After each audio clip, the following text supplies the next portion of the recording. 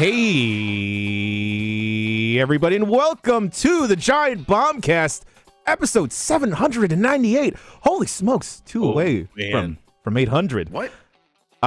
Should we just, oh man, we should do something special. I don't know, like maybe get a pizza.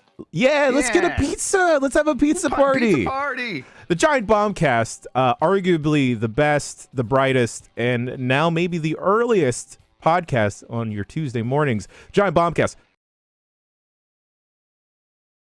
Oh, no, it's there. Oh, here we go. What happened? Powered by NZXT. There it is. All right. I'm your host, Jan Ochoa. Joining me, as always, co-captain of the ship, Jeff Grubb. Howdy, everybody. I am very happy to be here. This is a thought I have in my head. I'm just going to say it out loud. We don't have to go on it. I don't like when things are called different things in different countries. Clue, Cluedo, pick a name. Ludo? Oh, should we call the Giant Bombcast something else in other countries? Yes, the mega podcast or something like that, like the Mega Drive. Okay, all right. We're specifically going to have a different name in Argentina. Speaking about Argentina, Dan Reichert is here. Hello, it's me. I'm in Argentina. Yes. On a worldwide quest. It could be the Giant Bombilla cast, because the Bombilla is the thing you use to drink the yerba mate. So yeah, there you go. Pronunciation. Just look at that. Uncanny. Look at that. God, shut up. Our own Mr. Worldwide, Jeff Bakalar. How's it going? How are you, Jan? That's when you were supposed to say Dale. Come on. Is that like a Pitbull thing? Yes, you know it's a Pitbull thing. All right, we're gonna go around the room before we introduce our special mystery guest. Can you do the "Ow!" like his thing, his howl thing? Dan, you go. I'm unfamiliar with the howl. Jan, you do the best one because you know it the most, so you do it, and then I'll try to match you. Okay. It's a game of telephone here. Sorry, Scout. I think I did your mic hates your howl thing. Oh, okay. That's how good it was.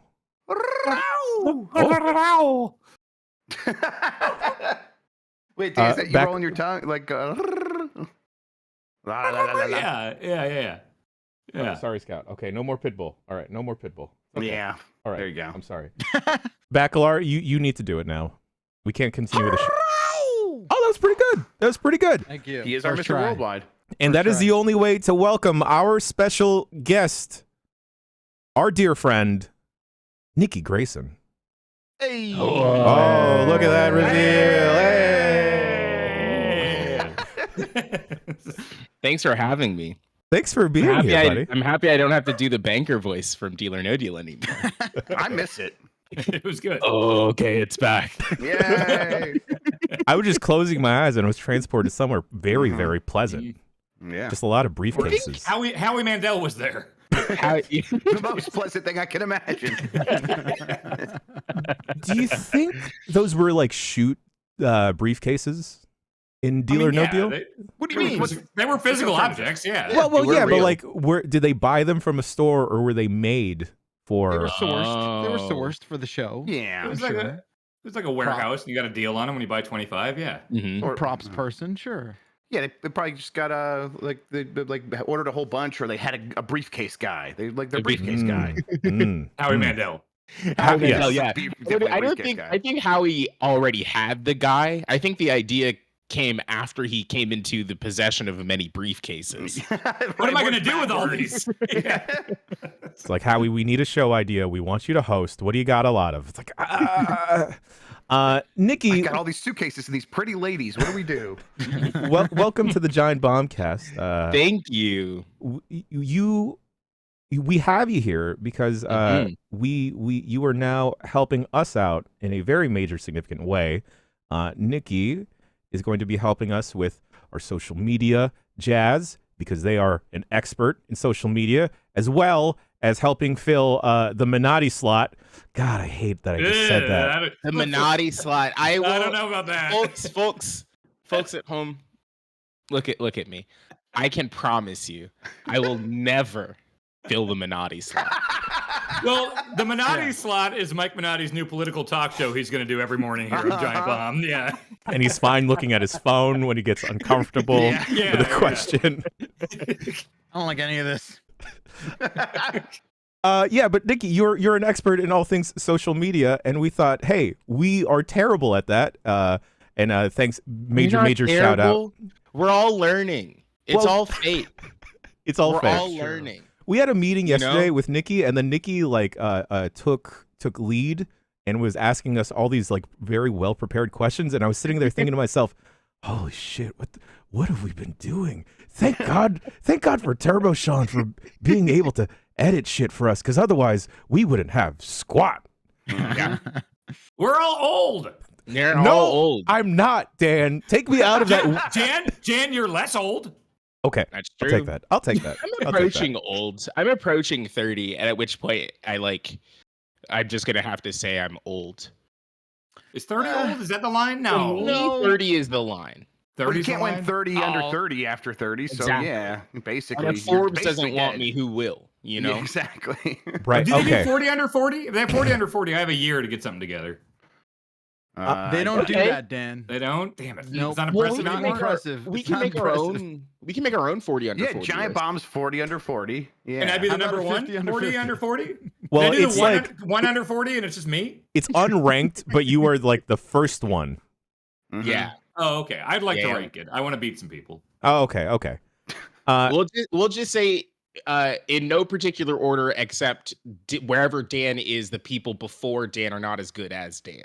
Right. I'll be on the cover of the Forbes thing, so it'll be Yes. implied that I'm the top Yes. 40 under 40. Okay. Yes. Okay. Yes. All right. Yes. Fair. Yeah, Nikki is now my new goal to get you on the 30 under 30 for 30. Thank I you. don't even remember the. Time. There we go. Both. Yeah. Both. 30 for 30. Yeah, I'm gonna ESPN get, sports documentary about Nikki Grayson. Let's go. I'm Hey. gonna get deep into ultimate frisbee, and then they'll have to make me a documentary. That sounds dramatic. Let's go. I think like out of all of the like alternative sports, I think we could probably win an ultimate frisbee game. Yeah, I feel pretty comfortable about our chances in an ultimate frisbee game. Yes. Are there Well, can we just positions? do No. bowling? Can we do No. bowling? That's like less running. No, Dan. Bowling. That's a lot of stress on your wrists. But then we could have bowling shirts, Giant Bomb bowling shirts, right? I'd be into that. I Okay. ride also- way into that. I'm also. Yes. I don't talk about this, but I'm an excellent bowler. See? Oh, We can ultimate- grub? Or if you're not grub, you're baccalaureate. I Yeah. I took Hi. bowling in college. I You played took on a league. I did. It was the only class I went to in college was bowling. And I was in a league. I will whoop your ass at bowling any day. We can stream it. I would love to do that next time we're in the same geographical area. I've not bowled the 300. I don't know why everyone assumes I have I've not bowled the yet. 300. I have not. I've done like I think 220 or something was my highest. The beauty of come on. bowling is Smoke that you it, there. it is inherently an old person's sport because it's Totally. like you get better at it the older you are. Yeah, Like, the who less do you your think body you are? moves, the Exactly. creaks of your bones and joints actually help with the bowling. It Exactly. exactly. The motions. You have to smoke like half a pack of cigarettes Mhm. and drink And like also- 7 beers. And also do some nose stuff. Like the who do you think you are I am guy Oh, yeah. was like Yeah. definitely Vintage on some cocaine. stuff. Absolutely. Oh, So Dan- we all have time to get great at bowling. I feel like I don't know why you just are so confident with bowling. I feel like I will fuck your entire world up in bowling. When was the last time you played? It's been a long time since I played. When's the last time you played? I don't know, like 3 months ago. Oh, Okay, I haven't played in 8 to 10 years. So I think I will embarrass you. I don't. I Like would- you I- played. I don't think you play bowling. You go bowling. You go go bowling, bowling. yeah. No one Last time you plays bowled. Bowling is yes. not. Look, I'm excellent at bowling. Bowling's a game, not a sport. Okay. Do you do the gimmick where you like cradle Well- the ball and you do the crazy spin? I have a little bit of hook on my ball, but it's mostly Do you do you accuracy. three in the hole, right? Or Yeah. you just do like Come on, the Jen. 2? Come on, Jen. This. 3 in the hole, baby.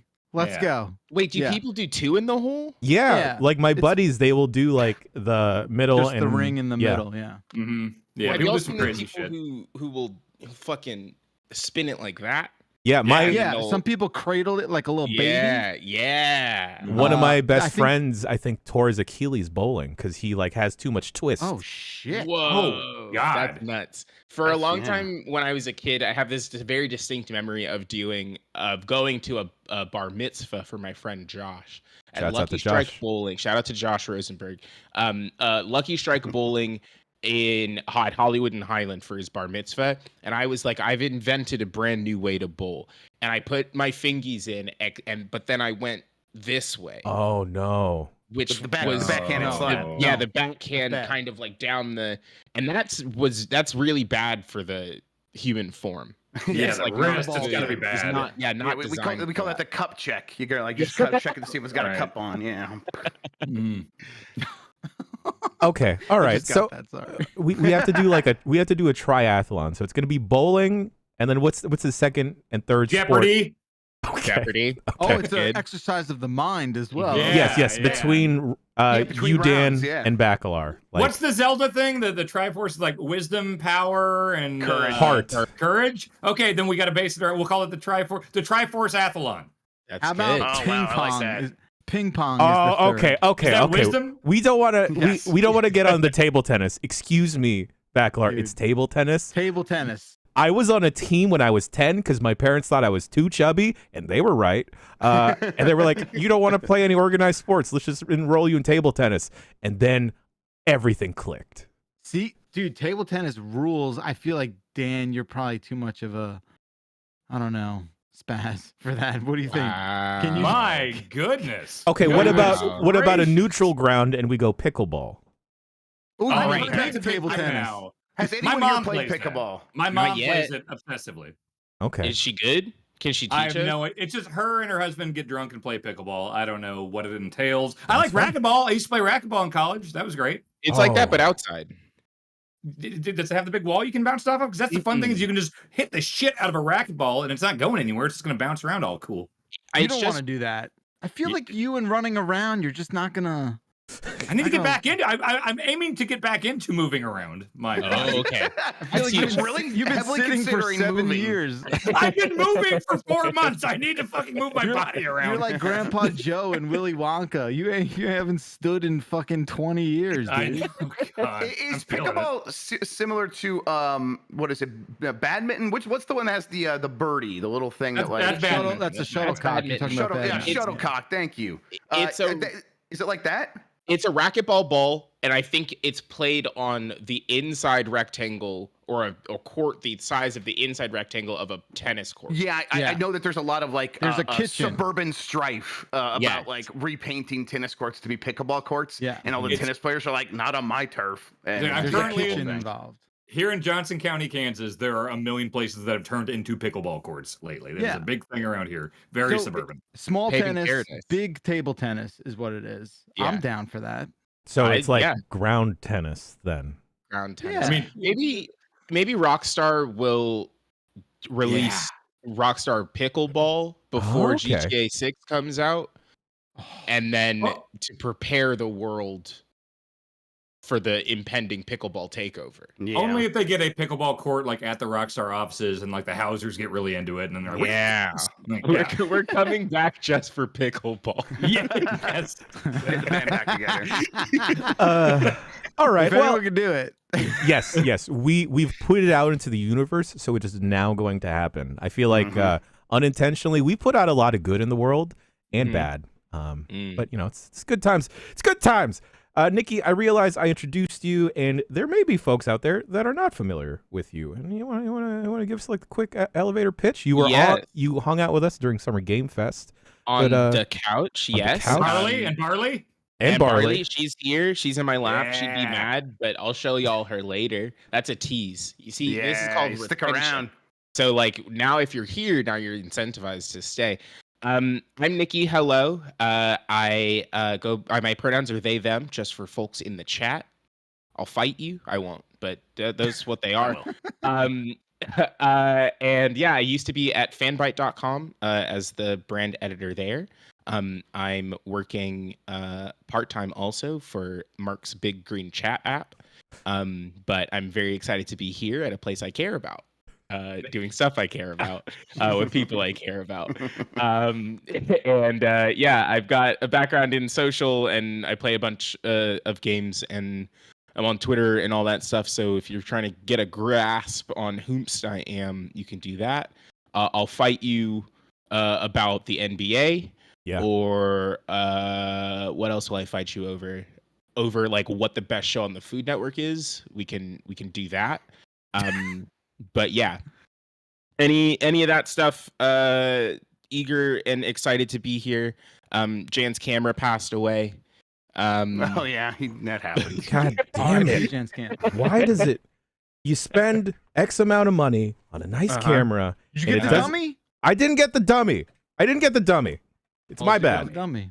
Get that dummy battery. You got one of one of them. Oh, you didn't get the dummy. The thing about the Sony cameras is that they have this setting inside of the camera that's like, do you want it to turn off when it gets hot, or do you not want it to turn off when it gets hot? And it's like, well, why wouldn't you just leave it on the not hot I think turn off you're setting right. anyway?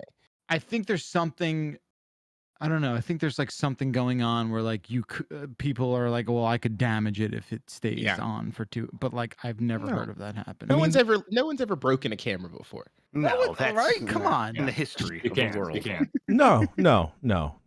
I never turned the Sony camera off, and I realized that's probably bad. You should really. Do you have like a mirrorless? Which one do you have? I got this A6000, like the first series. That's what I have, and I freak out every time if I leave it on after a stream and I wake up in the morning, I'm like, oh my god, it's still on. I bet I ruined it. But you leave it on all the time? I mean, I try to turn it off, but I don't remember. And so yes, most of the time I'm leaving it on. I come back, I'm like, oh shit, I left it on again, and it's zero issues. Okay. It's probably fine. I mean, that's a tiny one too. It's like kind of not. Yeah, that one is like guts. built like a little tank. Like you could leave that on and it'll survive. People give me shit about leaving my computer on all the time. That's a different story, Grub. Turn your computer off is actually weird. Don't turn your computer off. I leave my computer on. I put it in suspend. I put it to sleep. Yeah. Yeah, sleep is fine. I'm okay with sleep. I don't. If it goes to sleep by itself, whatever. But I leave it on, especially like I was traveling. We went to LA and I left it on, and it was like I left Dolphin open, so everyone on Discord was like, "Hey, you've been playing Dolphin for 7 days straight." I'm like, "Okay, listen, I'm traveling, but whatever, I get it." But if I'm gone out of the house, I need the computer to be on in case I need to remote in and get something or make something happen. So it's like, it's a normal thing. I think leave your computer on; it's not going to hurt it. No. Is there a way? Well, I mean, I understand if you're trying not to like, waste electricity and spend more money, sure, and all that jazz. But I think isn't it? I remember I used to have a way of waking up my computer remotely. Yeah, like sending those wake up packets. Yeah. Yeah, there was something I was doing. A wake up packet. Yeah, a little wake up packet. Just little baby. They do that at really nice hotels. They'll send you a wake up. Yeah. It's the mint on your computer. Yeah. I think it was like, it was some sort of like power setting where it's like wake up on like, data activity. Yeah, wake on LAN is what Crooked View just said. Yeah, that sounds right. That sounds right. Okay. I thought you just played that one System of a Down song within like the vicinity of your computer.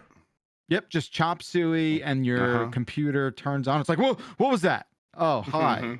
What would you like to know? It was Surge. It was Surge singing at me. That makes sense. All right. Should we talk about video games? I guess we should. Yeah. Sure. My internal clock is all out of whack because we're starting earlier, and I'm looking at the clock of like, oh, we could keep vamping, we can keep going, like for another 2.5 hours. We don't gotta get to the email segment until this time. Video games. Who's been playing them? I don't have the music ready. It's not ready yet. You know what, Grub? You and Mike Minotti played a game and did a quick look of it, and there were bigger heads in it than I expected. You guys played Double Dragon Gaiden: Rise of the Dragons. Yeah, beat 'em ups, they're back. I'm big on beat 'em ups these days. There was definitely a time where I as a kid I played a lot of Streets of Rage 2, really enjoyed it, and then everything after that it was like none of this is as good as Streets of Rage 2. This kind of sucks. I might be done with this genre, and I think everyone was like, yeah, me too, and including the people that made those games. And then in the last 5 years, maybe longer, I don't know the timeline, but we've gotten a series of really good beat 'em ups to the point where it's like this Double Dragon game got announced. I'm like, well, that could be good. Why wouldn't that be good? And I played it, and they figured it out. It is still Double Dragon. You're playing as Jimmy and Billy Lee, but there's a whole bunch of other characters. They all kind of play a little bit different from one another. But really, it comes down to it's a beat 'em up. So what do you want? You want the action. You want the punching to feel crunchy. And that's what like we settled on during the quick look. It feels crunchy. It feels real good to just throw these attacks into enemies, and the game does a good job of emphasizing those attacks with small little effects and combining these things together. It's really smooth. Like you go from your punch, and you want to do like a jump attack on the other side. Every character has a double jump, and their double jump attack is really cool looking. You could also, it's a tag team system, so you pick 2 characters. You could swap them in at any time by just hitting a button. You swap them in. They do a little bit of burst that gives you an area effect of like clearing people out, like little crowd control stuff. And then you have a second to get orientated, and then you get right back into the action. I really have been enjoying it. It's just going for like the sprites. That's good. It's, the 8-bit look, but it's not exactly like arcade or NES Double Dragon. It is upgraded a little bit, like maybe a Super Nintendo level. And like you said, pretty big heads, but those heads are pretty detailed, and I think the characters look pretty good while also still feeling very Double Dragon. This isn't trying to be like the detailed sprites of a Teenage Mutant Ninja Turtles or anything like that. It is still kind of, let's scale it back, and these characteristics are going to be pretty simple looking, but they're a little bit more detailed than the original Double Dragon. And I think overall, it just really nails it. I think maybe the other thing I really like about it, the levels are pretty short, and so you get through stuff. Yes, and it makes you feel like you're making progress pretty swiftly. And I also think there's some run-based elements. I'm still like on my first time playing through it. And as you are going through it, like every time you beat a level, one of these short levels, you get another upgrade for your character, or maybe another pair of upgrades. And it feels like you're building out your characters in a specific direction. And it feels like, oh, that's really ideal for something like this, where Streets of Rage 4, I've played a whole bunch of times over and over and over again. These games are made to be played over and over and over again. And so kind of building it from the start with that in mind, and have these short levels and making it feel like, we can play Double Dragon. We could beat that in a little bit, or at least we can get through a handful of levels and feel like we've done something. It really fits with this genre. So overall, I've been pretty impressed with it. That is from the first 90 minutes, because I think we're still in the preview embargo, but that's honestly all I played. So do you get a special attack that drains your own health? Yes. The special attack is a risk reward, just like that, where it's draining something. I'm trying to think, is it health, or is it like some other meter that might lead into health? It does kind of have that element though of a classic beat 'em up of like, you do this, you go out there, you're gonna lose some health, and I think if you attack, you get some of that health back, which is how a lot of other beat 'em ups work. I think a key thing I'm liking about like newer beat 'em ups, like Streets of Rage 4 had it, that new Turtles game had it. Sounds like this has it, where it's like any kind of upgrade system that just keeps it from being like, you go back and you play like Simpsons Arcade or X-Men, all these like great ones from growing up, and it's like they were great because you could never beat them in the arcade. And once they came to like Xbox Live Arcade and you had an insert coin button, you realize how repetitive it is. So you got to have some sort of like upgrade system to keep you coming back. And I feel like this wave of like retro inspired beat 'em ups is. Which River City Ransom did that forever ago. I'm surprised that didn't become more of a thing, but like it seems to be now, which I appreciate. Yeah, and it's obviously this isn't that the Kunio-kun universe-ish with River City Ransom and all that. But yeah, you're right. They have figured out a new way of doing these beat 'em ups that is removed from the arcade. And you're absolutely. I got the Simpsons arcade 1-up machine, and I play that, but it's like. It is repetitive, and you are supposed to get hit because they want you to take damage, so you have to put in another quarter. Right. And it's like, okay, that doesn't feel great. Where then you go play something like the new Teenage Mutant Ninja Turtles, Shredder's Revenge, and you have the dodge system, and you have like all these combos, and it's actually pretty easy if you get in the flow of the combat to avoid taking damage and to do a ton of damage yourself, and that feels great. But really, I think the game that has nailed it the most in this modern era is that Streets of Rage 4 run-based roguelite mode that they added way after the game came out. That is something every time my sister-in-law comes over, me, my wife, and her, we play through that, and we have a great time. It's a really good way to play that game. So this game seems like it's going for that idea from the start, and I think that's a really good place for these beat 'em ups to be. Grub, I think you and Minotti probably talk about beat 'em ups, and Jason, a striker, talked about beat 'em ups the most. What is a holy pantheon for you? Ooh. Yeah, it's Streets of Rage 2 is clearly there. I think if we're talking about Pantheon, we're talking about that original era. I mean, you could also include like more modern entries, like Yeah, well, then I'd probably go with like if we're doing like the Mount Rushmore, I think I'd go with like Streets of Rage 2, Simpsons, Okay. Teenage Mutant Ninja Turtles, Okay. the arcade one or whatever, the Yes. best one, and Yes. then it'd be weird to have two Streets Rage games in there. It would be. But like Streets Rage 4 is really, really, really good. Who's I mean, stopping you? What about X-Men? And Turtles in X-Men's Time. right there. X-Men's right there. See, Yes. Dan, Turtles I in think Time Turtles. is great. Now that I play that a lot on my cab at home, I think Turtles in Time is better than the first one. I do too. I have more Turtles in Time's nostalgia really good. for the original one, Same, but Turtles same, in same. Time I think is objectively better. I think. Also, I the thought way you- the foot soldiers explode in the second one, though, is actually a little fucked up. Like when you watch them. Wait, they Castle blow Crashers real quick. up? That's one I think Castle Crashers one that I might put on there as well. Yeah, That, Nikki, they blow up like their souls almost like leave Yeah. through their bodies out their chest, and they just like Whoa, explode, and that's it's tough. very upsetting. That's the tough. Castle Capcom Crashers. Punisher game. The Capcom Punisher game is great. Ninja Baseball Batman. Have you ever played that? No. What did you say to me? Ninja Baseball Batman is incredible. Is this still Seriously? part of the Triforce Athlon? Yeah, I think it it's should part be. of. Did it come out on something? I can't remember if it came out on something in the States. Ninja Baseball Batman's incredible. Wild West Cowboys of Moo Mesa is a solid one. I prefer You're Ninja Knife making Man these games personally. up I think right Ninja now. Knife Man would beat Ninja Wait, Baseball Man. what's the Cadillac?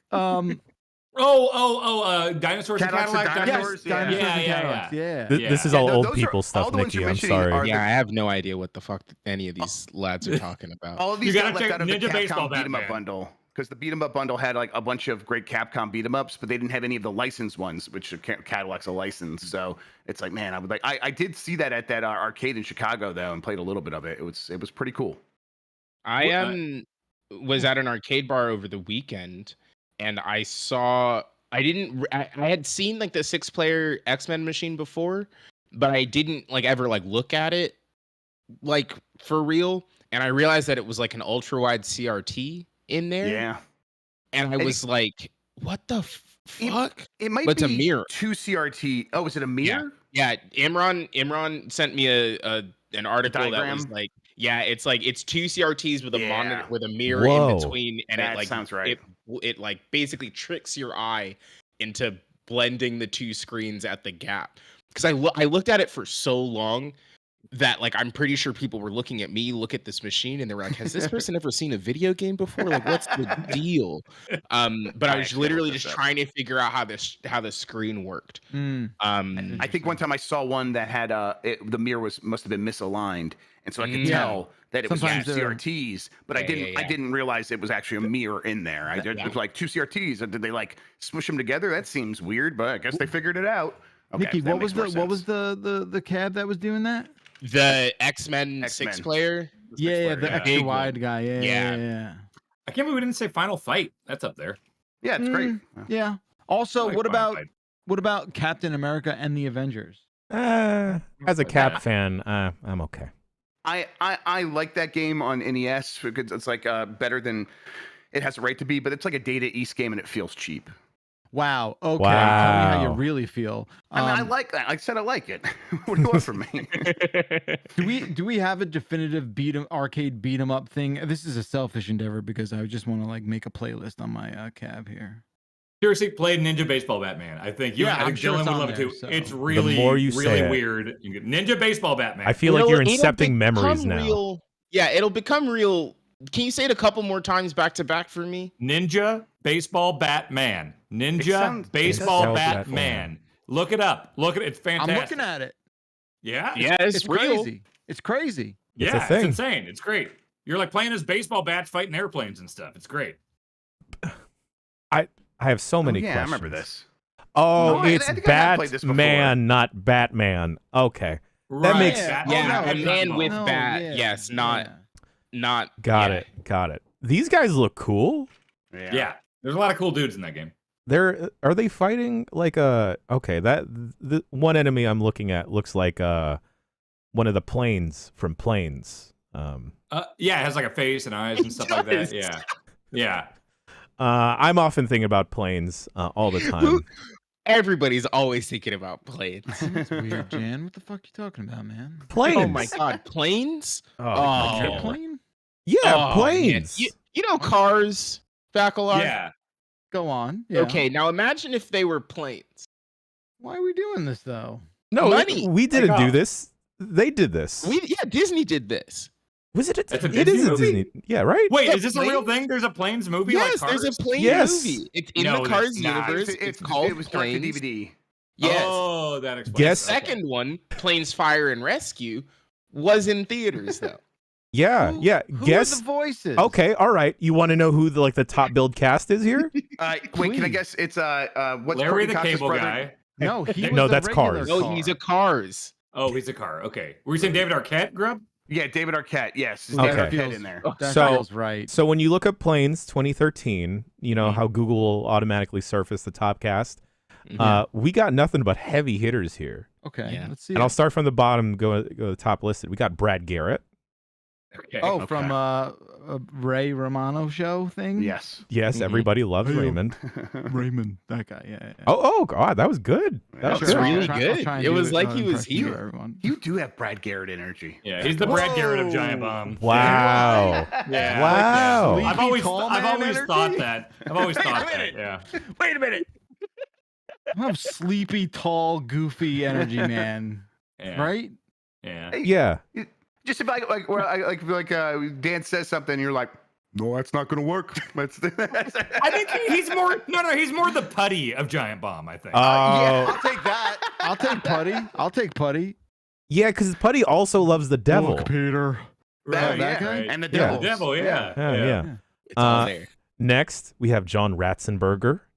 Okay. Of course, yeah, he's Who's in that? all of them. Mhm. He's Cliff from Cheers, right? Yes. Oh, sure. Yeah, He's in yeah. like Toy Story, right? He's in all of them. Yes. He's He's the the Lucky Dachshund. Charm. Is he the Dachshund? He was Ham. No. Yes. His ham, yeah. He's The piggy bank. The pig. dog Got was it. Jim Burney. Jim Burney was the dog. Yes. Until he wasn't. Ernest. Yeah. Yeah. And then Ernest we have is the dog. Yeah, the Ernest, Slinky. Yeah. Oh. Slinky Dog. R.I.P. Right? R.I.P. Yep. Rip. Next, we have Cedric the Entertainer. Oh, hell yeah. Okay. All right. Gabriel Iglesias. Okay. Sure. Fluffy man himself. Yeah. Who I himself, think yeah. when I went to Hawaii when I was 12, he was my tour guide. Holy shit. I swear to God, because he was Do you have any doing pictures? Do you no, have pictures? because he was so doing his weird. bit before like he blew up. Because I like my memory is hazy, but he was Yeah. like talking about his whole Fluffy shtick in Hawaii, and then I was like, wow, this guy's has really to funny. be a dream. This has to be a dream. I'll go text my grandma. She probably won't remember. She might. She might. She might. But she will warn you about cruise control again, or whatever it was. Or auto driving cars, excuse Yeah. me. Speed 2? Speed 2. Okay. And our top two build here, Val Kilmer hmm and hero protagonist of the Planes franchise, Dane Cook. Oh, no. All the stars are here. It's so nuts, Jen, because it buries the Google.com is burying so many other heavy. Yes. Yes. Julia Louis-Dreyfus is in this motion. Oh hell picture. yeah! my goodness. Oh hell John yeah. Cleese is in this Oh motion. wow! picture. Sinbad is in this motion. Whoa, really? Yes. Yes. Holy Now shit. we're Priyanka talking. Chopra is in this Priyanka as well. Chopra is in this motion picture. It's just like they spent a lot of money for a direct DVD like sequel situation. What year? What year was this? 2013. Maybe it wasn't planned as direct to DVD. It Yeah. was it's not a Pixar joint. Yeah. Yeah. Oh, that's right. That was Disney Animation, right? Yeah, this is a Disney Toon Studios, makers of hit motion pictures including Aladdin 2, Mulan 2, Right. Okay. Little Mermaid 2, I'm getting it. Lion King yeah, 2? Lion King 2. Okay. Lion King I 1.5. don't think Pixar would give Dane Cook money. I think Pixar has too much pride to do that. Yeah. I also want to take this opportunity where we're talking about Planes to talk about the sequel that also has a heavy hitter cast because they Mhm. add Ed Harris to the movie. Yeah. Oh my Really? God. They made Does he Rock play? Ed Does he play Harris? Brigadier General Francis X. Hummel as a plane? Basically. Yeah. You know, yeah, That'd pretty be much. amazing. It's kind of like a one-bit character there, but sure. Wait He's a good minute, at they made $240 million on that first one on a budget of 50 mil. On Oh my planes? God. For On planes? the first Planes, yeah. But then they saturated the market, and then Planes 2 only made $147 million. Holy- And this is just not. So it wasn't at the box office, right? So this is just The like DVD sales. So no, so the second one went to the theaters, and the first one also went to theaters. Apparently, I Okay, also thought it was damn. straight to DVD, but no, it went to theaters It as was well. in theaters. Jesus. Okay, man. $240 million from someone that made Aladdin 2. That's nuts. Didn't they very get Dan low. Castellaneta to do the genie? They replaced Robin Williams with Homer, didn't they? In Aladdin they 2? did replace him eventually because. And then I think for Aladdin 3, I think for 3 they brought Robin Williams back, but I think it's Dan Castellaneta for the second one. Yeah. I'm incredibly Robin Williams upset. had like a falling out with Disney about that stuff. That's all I remember. I don't remember any of the details beyond that. Dan, you are correct. That is what Okay. happened. He was also Earthworm Jim in the cartoon. I remember Dan Castellaneta was getting a lot of work in the 90s. He's getting a lot of work in the 90s. I forget. Is Return of Jafar, is that Aladdin 2 or That is Aladdin 2. That's two. Yes. Okay, all right. Prince of Thieves, is that the third one? Yes, that's that a sounds right. Robin Hood thing, isn't it? Yes, Aladdin and the King of Thieves, excuse King me. of Thieves. Okay. Yes. The sand is getting weary. The times are getting tight. Like You King jest, of Queens. But I really like King of Thieves. King of Thieves is God, That it's movie got some goes. bangers. It's got This- some bangers. This is like some fucking Zoomer shit where you're like, in the Excuse me, weeds. I'm not that young. I know, but like it does feel when you do get into the weeds of like third and fourth Disney spin-offs that no one's ever heard of. What? Listen, Bacalar, you just once you watch Lion King 1.5, your mind There's will a- kind of be There's a half step. Yes, unlocked. yes. Yeah, Right. it's got a great minecart DVD video game. Oh, where it was really Timon good. and Pumbaa Don't are say- in like a don't- minecart.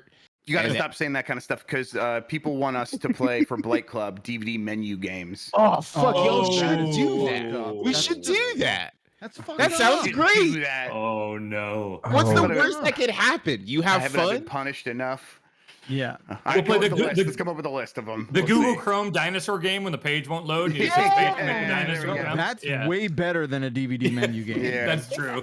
I don't know. Responsive, yeah. I don't know how we could make this happen, but I need some Giant Bomb thing to go straight to DVD. Like we just don't promote it. Well, I was thinking that we could do like a Oh. Christmas album or something like that. Maybe we could do like a Christmas video or Ooh. something. Ooh, It would be yeah. fun. It would be fun, and we'd spend a lot on manufacturing it, but it Sure. would be Well, you- fun. It'd have to be like a Exactly. limited run, right? Yeah. And then Yeah. we'd make like 200 of them or whatever, and then everyone would be like, "Cool, now what?" Like, what Now do I what? even Yeah. do? Like, so I found a DVD the other day, and I was like, Sure. I don't Hey, even check out have... this Brad Garrett energy on this guy, right? Oh, and if it's a Christmas thing, Bacalar, you have to host it. You're on the cover. Yes, I'll But it's like- absolutely do that. It's not our problem once they buy it. Right. Yeah, right. there we Yeah, go. yeah. Yeah. You know, but we just sell them $60 a pop. How much is a DVD? $2. What could a DVD be? $15? They're like 15 cents to make, right? You So, can yeah. get 4Ks for like Heat 4K was like $4 the other day. Ah, Like fuck. yeah. DVDs have to But be that almost movie's free at this old. That point. movie's depreciated in value. So since it's gonna be a No. new Oh my M4, God. It's on the- Okay. it's on All the right. rise. I'm putting Yeah. this out into the world. Dan found out what Scrooge McDuck was based on. He's did. Scrooge. Bacalar is some type of person finding Bacalar Christmas. Scrooge. Uh, Bacalar Scrooge. Something, No, I'm something. not. Someone put this in chat. Jangle all the way. I don't know where that fits in. it's all there. And then we're all going to Grub's house for the holidays. Sounds right. All right, That's fantastic. awesome. You have stockings and stuff? We could probably get stockings. I think. Okay, let's do that. Did I throw away the old stockings? I don't think I threw away the old stockings. Dan, I think I might have your old Macho Man Christmas sweater somewhere Oh, hell yeah, I need to get that. in the All office. right. Ooh. Maybe. Nice. I have yes. a question. Please. We touched on Dane Cook for a second, and I feel like I know Dane Cook is sort of like, you know, the punchline to every kind of Sure. joke. Well, but, I like, mean, the hot meme, "Let him cook," that comes from Dane Cook. Right. He invented oh, I cooking. didn't know that. Yeah, he was the first person to ever do it. Mhm. Has anyone done like the definitive like what happened sort of like doc on Dane Cook? No. Has anyone like Because it's like it's a pretty short video, right? It's just like he's not that short funny. video? Like it's Yeah, kind of how it goes, right? yeah. It was America more was his just delivery, really right? wrong for a while. Yeah, we just had bad taste for a hot minute. Yeah, I don't Yeah. know. I bet. I tell you what. I've been on YouTube. They got documentaries for everything. I bet that documentary exists. And I bet it's like 4 hours long. Super Eye Patch Wolf, get on it, please. Yeah. Honestly, I would love for John to tackle that. That would be brilliant. All right. Video games. That was us talking about Double Dragon Gaiden. I tried the new Mario Kart 8 tracks with my dad, and while we're playing it, he goes, "Hey, is the Wii still popular?" And I was like, "Well, it was popular, but they like haven't made one in like over 10 years." He's like, "Well, sure they have."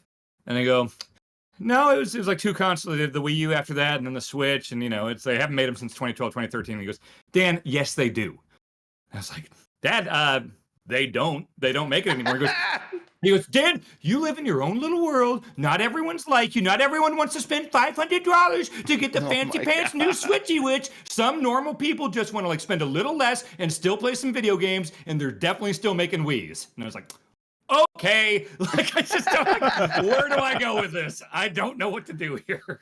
Yeah, do you feel that feeling? You feel that feeling? Dan, you feel what you're feeling right now. Yeah. Okay, just remember that feeling. Why do you say that? Just keep that feeling. Put it in a bottle. Put it on your nightstand. Hold it. Just hold on to that. Put it in your pocket. Never let it fly away. Okay. It's frustrating, that feeling. Ooh, it's frustrating, isn't it? Does Paul reckon yeah. the Switch is a Gen 8 or a Gen 9 console? He can help out the FTC and we don't have enough time to go over his thoughts on that. Sure, Oh of course, boy. yeah. Oh boy. The confidence, though, the confidence in which he was like, "Dan, they definitely still make Oh Wiis." yeah, that Honestly, confidence. okay. Very frustrating. Very frustrating confidence. A lot. Almost like just doesn't know what the fuck he's talking about. Right? You know how Paul collects a bunch of old stuff that he doesn't need? Yeah. Okay, Dan. Wait a minute. No, I do it from passion. I'm not trying to make a buck on eBay. Oh, we weren't talking about yet. you. No. Dan. But anyway, Dan, how are the new tracks? They're fun. You fly over a toilet and stuff. You do fly over a toilet. I was gonna say the bathtub level's really good. That one's great. Well, you fly over a big toilet. You go underwater. You to go me. down a drain. At one point. Is that the only course in Mario Kart where it's like it does the tiny character big world thing? No, there's that toy one. Yeah. Do they explain that? Is there ever any lore reason that they're tiny? Or that this world is huge? What the fuck are you talking about?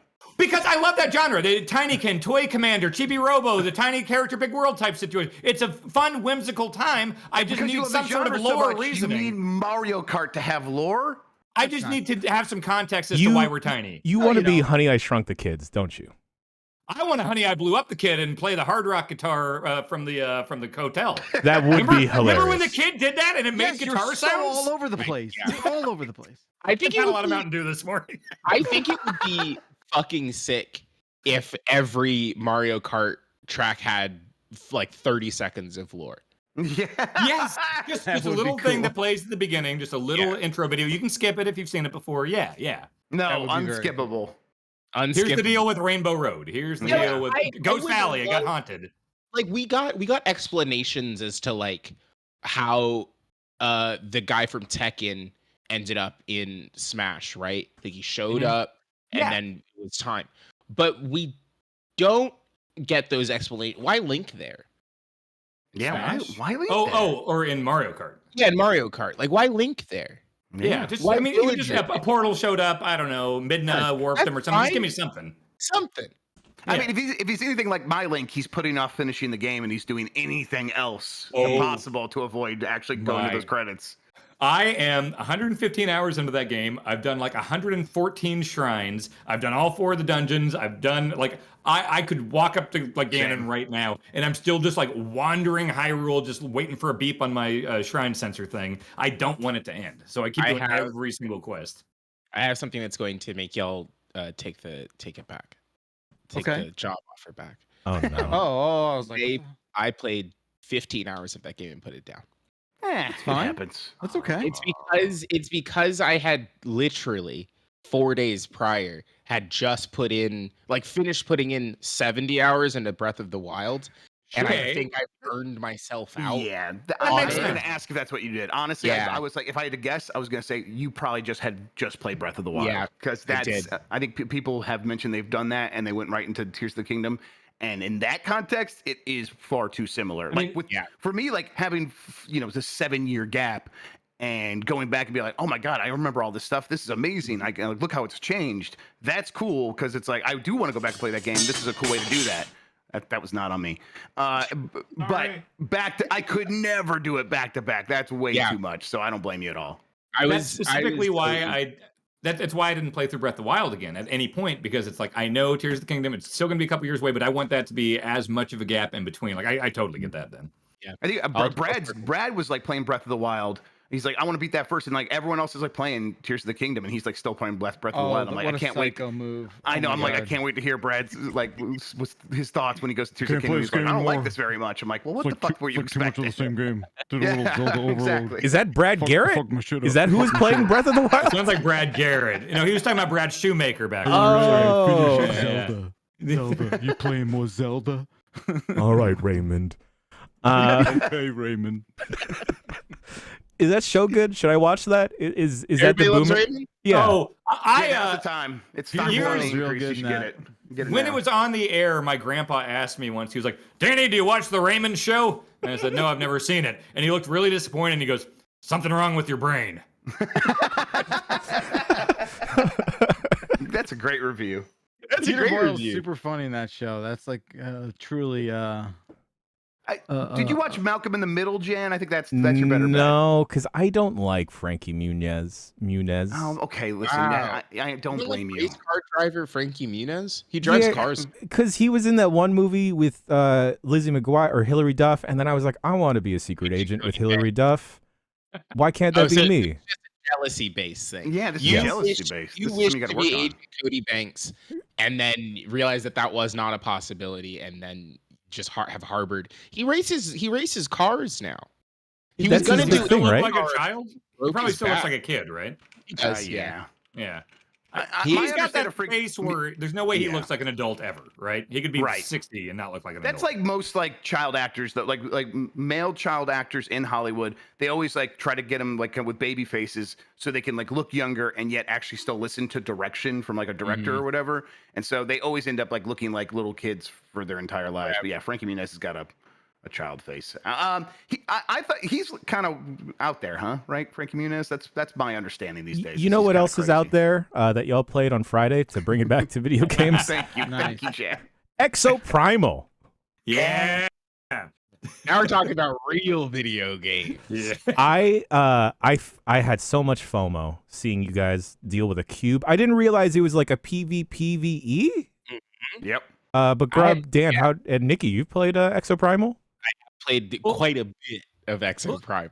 Now, Nikki, is that what you want from like Mario Kart, where it's like you're getting a little bit of lore before these multiplayer matches? Oh my God! Yes, give me that.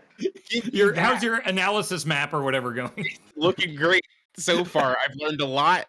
I love Exo Primal is great. The game, the loop is really good. I kind of just wish they would feed me the lore in that analysis map as I'm playing the game, so I don't have to go back into it, because a thing that happens, I won't like do it. The story, folks, the story of the video game Exo Primal is not like, it's not world beating. Like, you're not in there for the rich lore. It's very silly though, but sometimes things will happen to characters in the main story, like cutscene, and then you'll go back and you'll watch some of the stuff in the analysis map, and then the thing that occurred to them has not actually occurred yet, and I'm like, when am I like, what's the reasoning here? Like, how is this happening? It'll just bring characters back, which is really funny.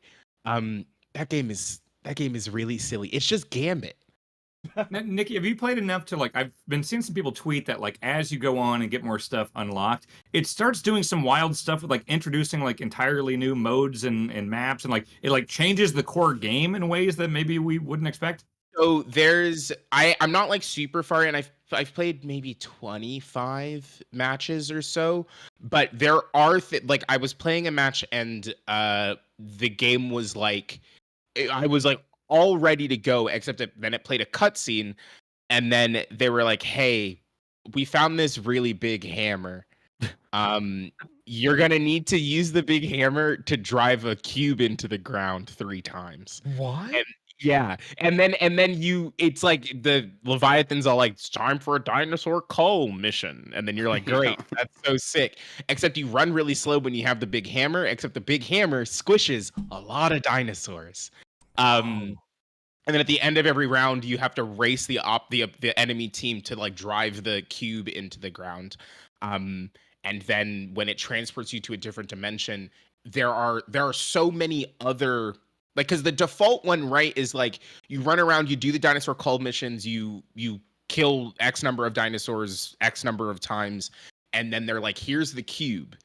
But then there are some of them where it's like, oh, it's not a cube, actually. You have to go around and do even more missions, except also the enemy team is doing the same missions that you're doing at the same time, and it's interactable. So they have their own number goals, and you have your own number goals, and you're all fighting the same set of dinosaurs, and you can do PvP against the enemy team. Yeah, the PvP turns on. It's like not necessarily on throughout the match, unless you get like special dinosaurs, but at that point it can turn on, and now you're actually fighting one another.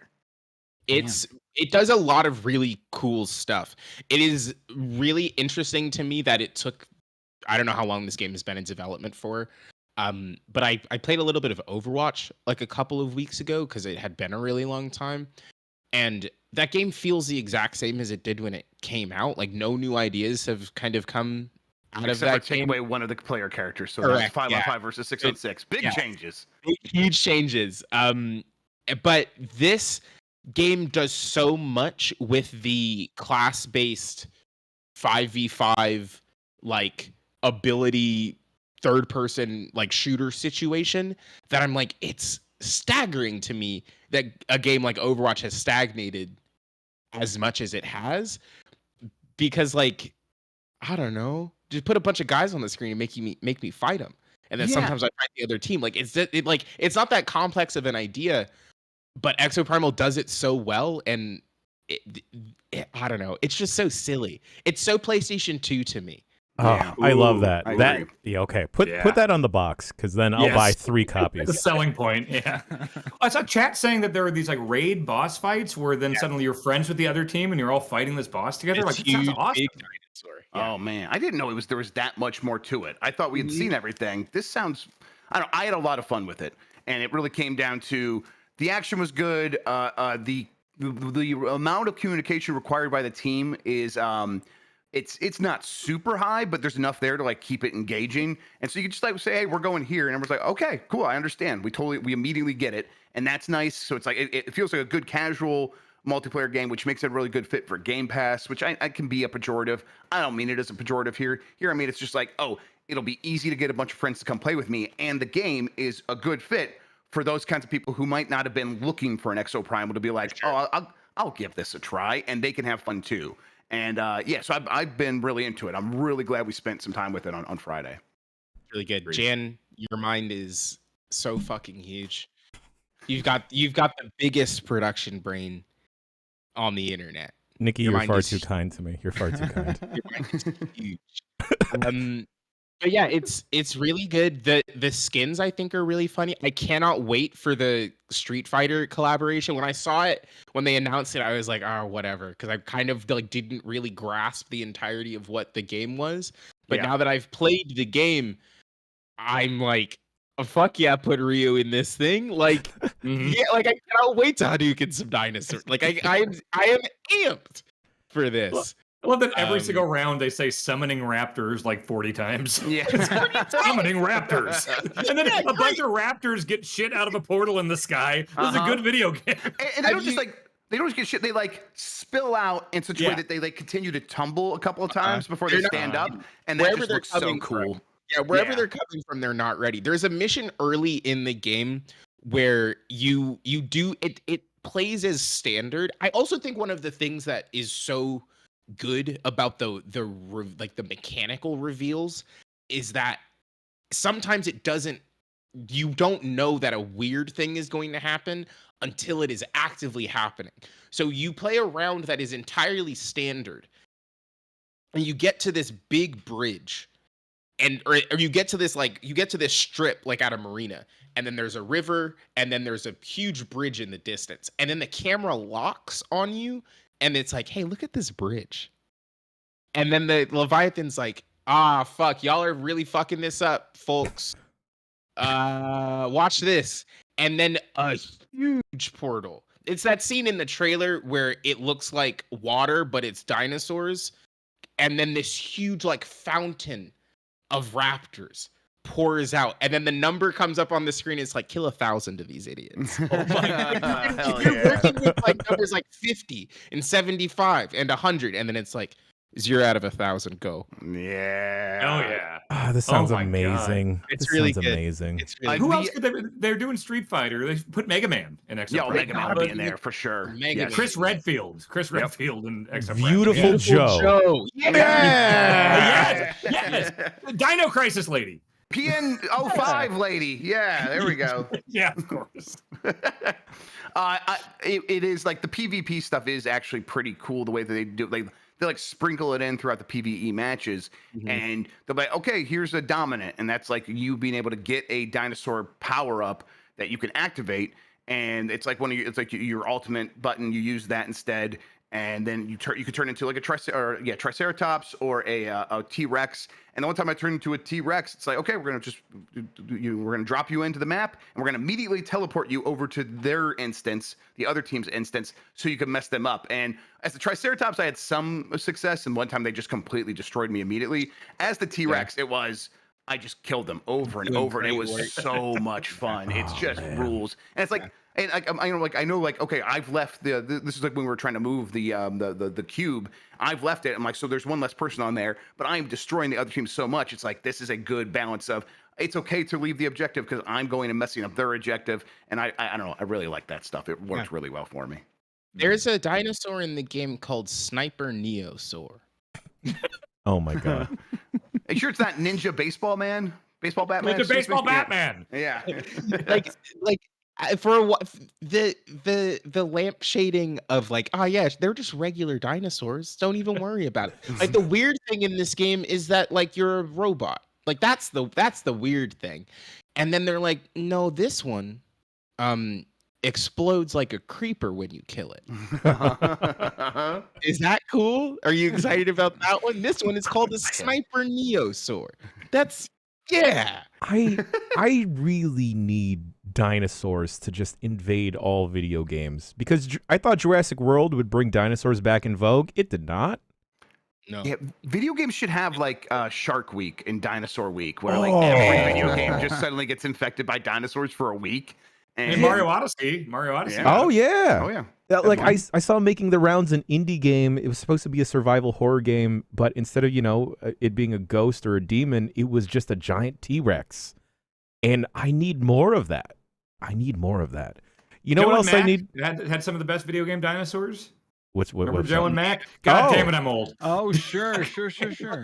Big ass sprites, big dino sprites. Big sprites, yep. You guys can't see it, but I'm politely nodding my head. And it's like, I remember that. Okay, sorry.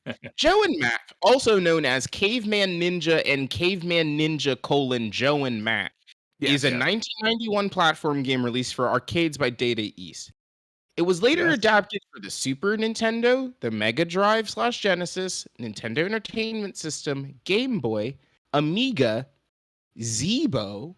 Yeah, of course. Zeebo, of course, yeah. Zebo. Yeah. Oh. We all love the Zebo. Yes. Yeah. Zeebo. We're all pro Zebo here. Yeah. Yeah, Zeebo sounds like a pleasure robot. I'm gonna get my Zeebo. I've never heard of a Zebo.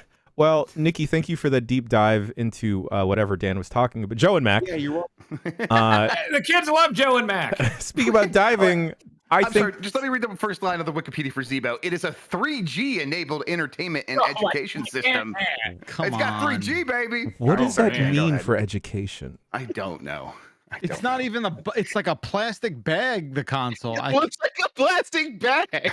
What the fuck is happening? It was in Brazil and Mexico, so that might be why we didn't get it. Someone send me a Zeebo. Send me your Zeebo.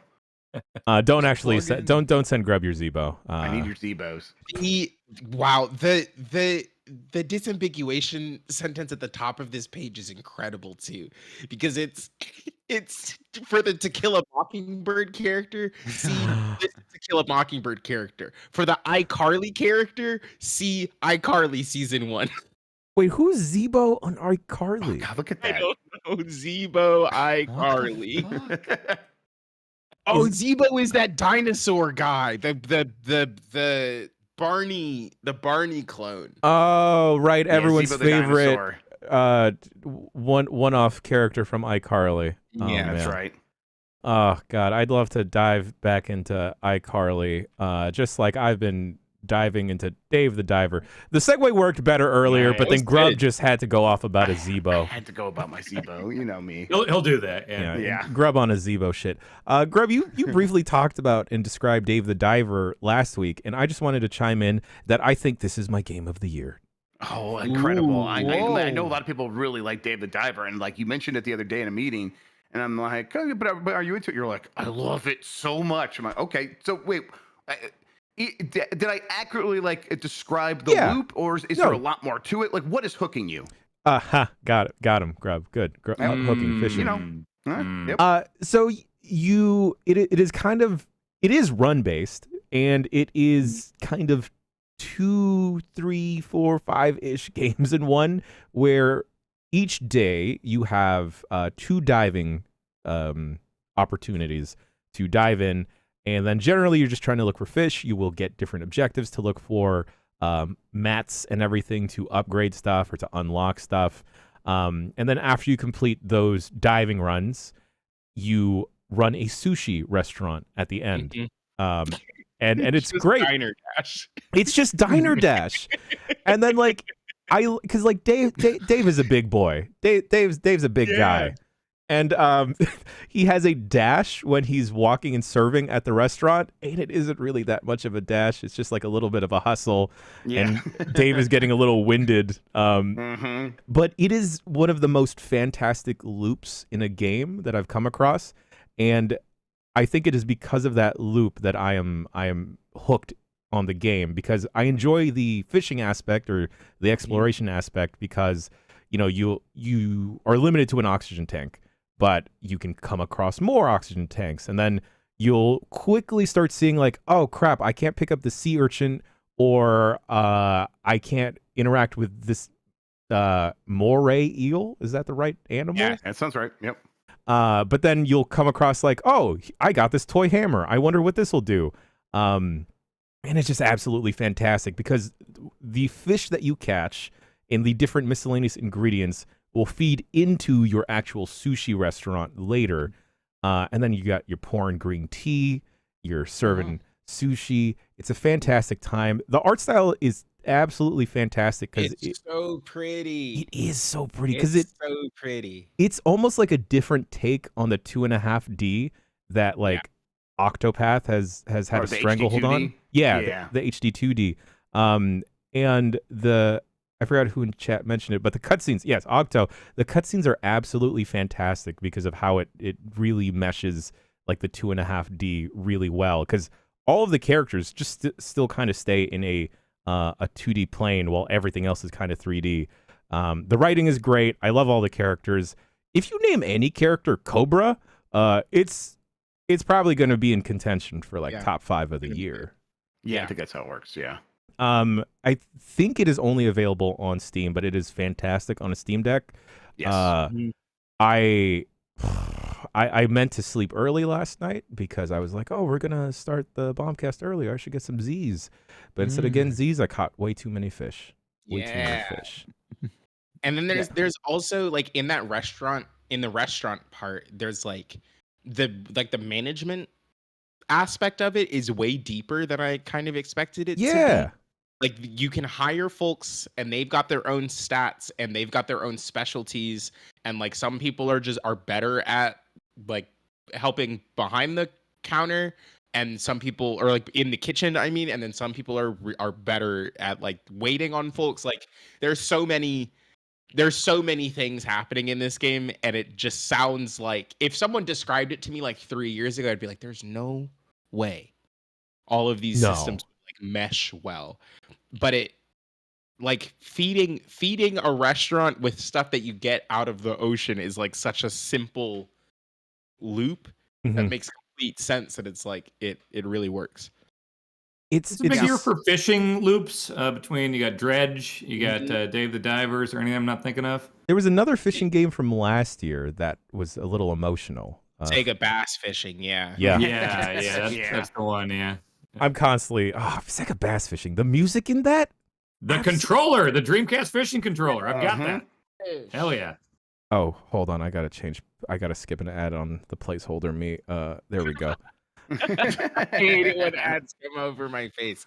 That's the worst. But it's so cute. There's such a heart to the game, and I just love Dave. Also, just more big boys in games, you know? Yeah, that was the best part for me. Is that I'm like, I just like this big boy, like this husky man. We need a little bit more tummies in games. You know what? I didn't like. I was kind of maybe hoping the game would just play it as like, yeah, he's husky, so what? But there are people that are like, you're fat in the game. I'm like, oh, okay. I'm sorry, Dave, you have to deal with this. Dave brushes it off. He's like, well, I've got to do my job, and I am really good at diving. Yep. And everyone's taking shots at me. He has so many skills. He does. He can kill a man. He can murder people underwater, which is sick. See, that's the thing. I would trust a husky man that has a special interest in diving. Because you probably excel at 12 other things. Yeah. You had to work harder to get to this point than anyone else. Absolutely. Exactly. He is husky by design, by necessity, right? By God's choice. Yes. Yes. God's plan.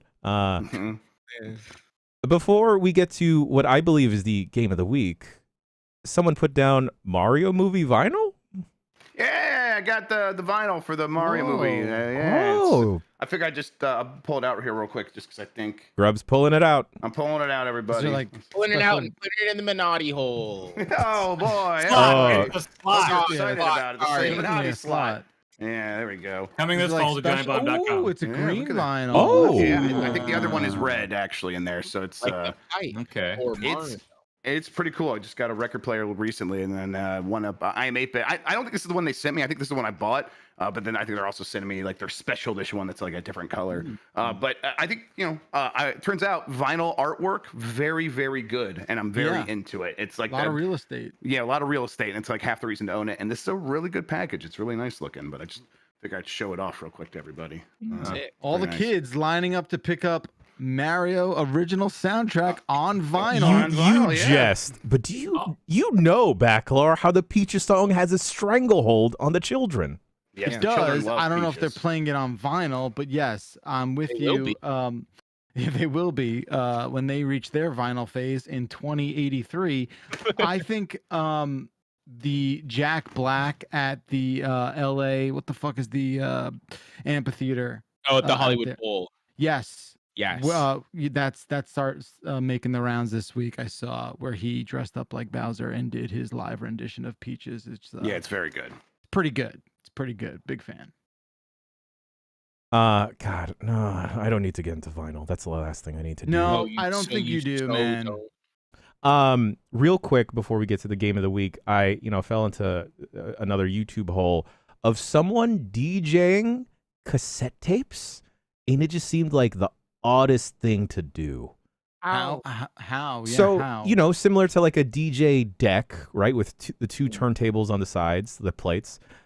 He just had two little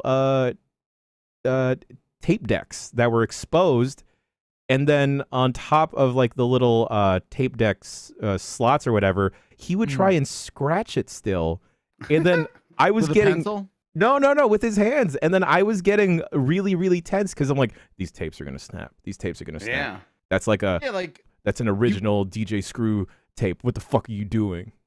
You can't do that. Like, everyone knows, you both don't, but like cassette tape, incredibly flimsy. Excuse me. I had the Power Rangers on a cassette tape. How that worked, I don't know. I had Radio Disney Jams volumes 1 through 3 on cassette. That's how I learned about Weird Al Yankovic. So I love me a cassette tape. Okay, Nikki, because we are close in age, I need you to go into this thought experiment with me about how problematic it was that the first time I heard Sean Kingston in his song "Beautiful Girls," where the hook just is him yelling suicidal, was on Radio Disney. Yeah, but they changed it to In Denial. Oh, okay. All right. Well, that's probably better, but I swear I heard Suicidal on Radio Disney. Yeah. They might have done it for a little bit before someone was like, "Hey, we can't do that." But the clean version of that song, he said In Denial. Okay. All right. Shouts out to Sean Kingston. Which changes the meaning of the song. Completely. Without a doubt. Completely. Yeah. Also, I'll say it. Sean Kingston's song with Justin Bieber, it's a bop. I'm trying to be everyone's eeny, meeny, miny, mo lover. Oh my God, that song came back. That song's back because I've heard it a lot this year because my kid is. It's like it must be popular with like your kid's a Sean Kingston head. No, Kingston King. I just. Is it in Roblox or something or? No, I don't know. I just think it's like making the rounds with like younger, like kids. I don't know, like under 13 or something. I have no idea, but I heard it a bunch. I don't know why I've heard it so many times, but I know that song, and I can't believe like that's what Justin Bieber was doing. What song is this? It's called Eeny Meeny or Teeny Meeny, something like that. What is it? Just Google Sean Kingston, Justin Bieber. It'll be the top result. You'll find it. Just search TikTok for Eeny Meeny, and yeah, there it is. There's a whole bunch there. Yep, there it is. There it is. And here we are at the. I'm too scared to hit this FX button. I think it's gonna break my Go XLR. Game of the week. Hey. Viewfinder. Viewfinder's great. Yeah. You've been playing it, Jen? Yeah. I'm probably at the same part of where the Steam Next Fest demo ended. But Grub, you and Dan did a quick look of it, now live on the site. I was not expecting there to be that much talking. Yeah, that's my main complaint. Right? Yeah, it's like I was saying in the quick look that I think that like in that genre, that first person kind of puzzle genre, I feel like Portal kind of made a lot of those type of games feel like they had to have this like personality or humor and things like that instead of just doing the puzzles. And Portal did it extremely well. Viewfinder does not. There is a lot of talking, phones ringing, a narrator voice talking, and like I don't have a problem with that on the surface. It's just that like a combination of the writing and the VO in this, it's not adding anything to the game at all. Like the puzzles themselves and the gimmick and everything, it works very, very well. I really, really enjoy that part of the game, but it does kind of take you out of it. And you're like, all right, stop talking so I can just kind of like take a look at this room and figure out what I have to do. It's that part ain't great, but the rest of the game I'm liking quite a lot. Yeah, it's it definitely feels like it is trying to do exactly what The Witness did, where it puts you in this world, and the world is doing a lot of storytelling, and then you're going to get these audio logs that and other things, maybe sometimes videos. I haven't got any videos in Viewfinder, but that's what you got in The Witness, and that stuff filled in a lot of the lore, I guess, or just like the emotions of the storytelling were filled in by those elements in The Witness. And here it's you're right, it's not additive. It is I think it's detrimental to the vibes of the game because there are a lot of cool things that you can look at that set up like what is going on in this place, and you get it through the environment pretty quickly. And the characters that they are portraying just don't add much more to that for me. So I'll say, it's not. I don't think it's hurting it that much, but it is definitely not great.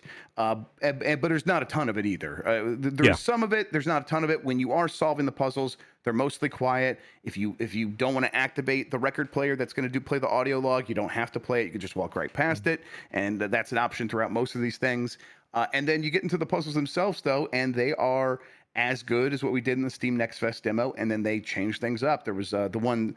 Like the first set of levels we did that weren't in the Steam Next Fest demo are these perspective ones. Like there is, some slats on a wall that that will have some gaps in them, and some of those slats will have part of a picture painted on it, but not the complete picture. And you have to look around the rest of the world and be like, okay, I'll go around this corner. Oh, here's another set of slats with more of the picture. And if I look at it right, we can line it up. And then as soon as you line it up, boom, it locks into place. And now that part of the picture is actively in the world, and you can walk into it. And that stuff doesn't really get old for me, at least so far in the game. Mostly, I think, because they know to move on pretty quickly and not to do too much with any one of these ideas. They definitely like, all right, we're gonna play around with this idea, kind of amp it up pretty quickly, and then you're gonna move on to the next set of levels. And that's another thing that surprised me is the structure is very like hub and spoke. We're gonna go out to these various hubs, and then these hubs are gonna have a bunch of spokes off to different sets of puzzles you're gonna go out to, and then once you beat that set of levels, you'll teleport back to the hub, and you'll find the next set of levels by going to the next teleporter. And I'm fine with that as well. And actually makes it pretty easy to get around and to not feel like, oh, I saw something back there, I want to go back there eventually. It's like, oh, I know that like the transport to the next set of levels is right there as soon as I get back to the hub.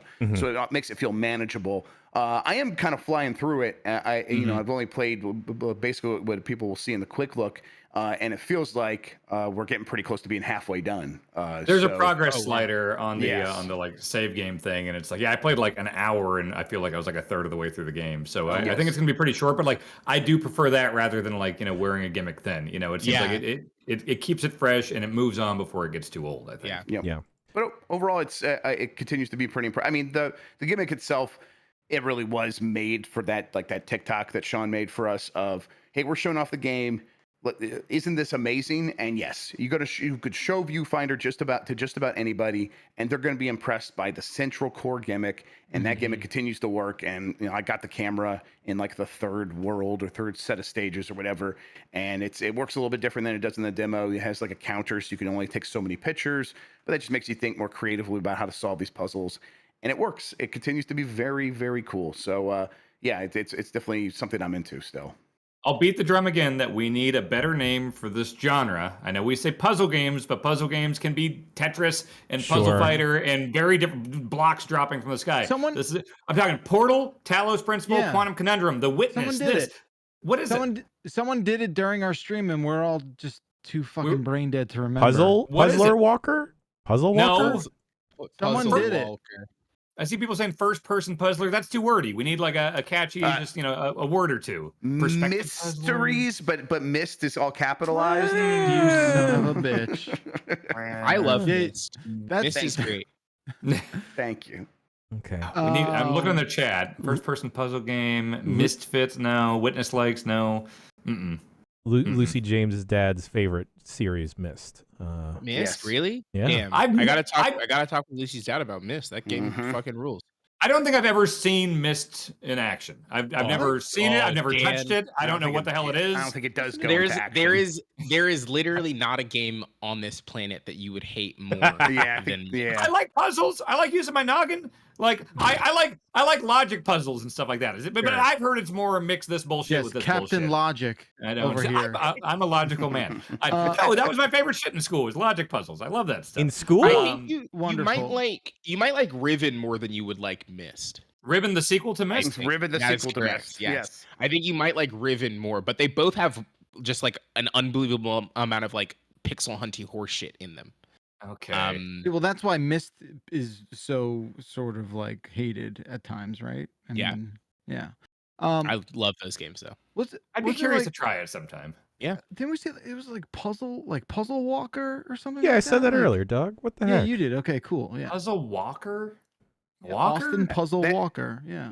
Puzzle Walker sounds like a Texas Ranger, like enemy or whatever. Like Walker, Texas Ranger. Oh, I gotta fight off my cousin Puzzle Walker. Like a Batman that's villain. okay. Yeah. I like that story you just told. I have to reassemble my revolver before I can shoot. Puzzlescapes? That's not bad. Puzzlescape's not bad. What about? I don't think we need the word puzzle because that's the part of the confusion. Because we already have a puzzle genre. We've had it forever. What about activities? It's an interactivity. Okay, that's walk around. What about a walk around and find out? Oh, it's too much, but I like it. What about Puzz Walk? Hey, that's less wordy. That's better. You try I think to we're losing the the plot. I think the Puzz Walk works. Oh yeah, there's sea walking. Now there's Puzz walking. Puzz walking. Someone says thinkums. Thinkums. Yeah, thinkums. I like thinkums. Ooh, I like a walkie thinkum. I like that. We're gonna say thinkum. Yeah. Because like when I think of Gears of War, that's like a walkie-talkie game. This Viewfinder could be a walkie thinkum. Walkie. I like that. I like Walk 'em, not least think 'em? solve them up. Think 'em solve them up. up is good. Ooh, solve them up. All of them up. That's like a mystery. That's like a Phoenix Wright. That is, yeah. But that has a word. It's called mystery. Yeah, we already got one of those. Yeah. Okay, folks. That's it for the first segment. My timing is all out of whack. I didn't. This podcast is already too long. Oh no. Folks, any other loose games before we take a break and eventually talk about the news? I'm still playing the ROG Ally a lot, and it's good when you're playing games. Everything else about it is a real headache. Using it because it really is just a laptop or what you remove the keyboard of. It's like frustrating to use. And every time you like wake up from sleep and you see that goddamn Windows 11 like sleep screen, and you're like, all right, sign back in. And you don't have to sign in. You just swipe it up. It's like, oh yeah, that's right. Windows 11. This is so annoying to use on this thing. Anyone who wants to tinker with a device, Steam Deck is still way better for that. It's made to tinker, even though it's also much more consoleized in terms of its presentation. But if there are games specifically you want to play that don't work on the Steam Deck, like Destiny, then the ROG Ally is key. It's really good for that. Thank you for being an ally, Grub. Of course, yes, I'm here for you. All right, before we go to break, I think there are two fantastic suggestions here. Sign Guy Bubsy suggests Pog, puzzle-ass walking games. Yeah. And then Cosbot, first-person solver. First-person solver's pretty good. That's FPS. That's confusing. Yeah. It's the same. We already have that. Okay. Well, I mean, we also have various Pogs. Only if you're Minotti. Only if you're Minotti. Well, speaking about Minotti, I got to go check on the Minotti slot, and then we'll take a quick break, and we'll be back with the news.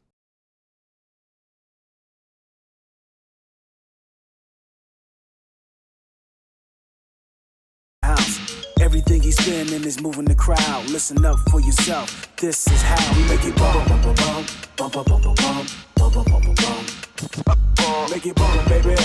Bump, bump, bump, bump, bump, bump, bump, bump. You know we gotta make it bump, bump, bump, bump, bump, bump, bump, bump, bump, bump, bump, bump. Yeah, we gotta make it bump, baby. Bump, bump, bump, bump, bump, bump, bump, bump, bump. We gotta make it bump just like the Grandmaster. On the ones and twos, cutting faster. Leave everyone mesmerized after.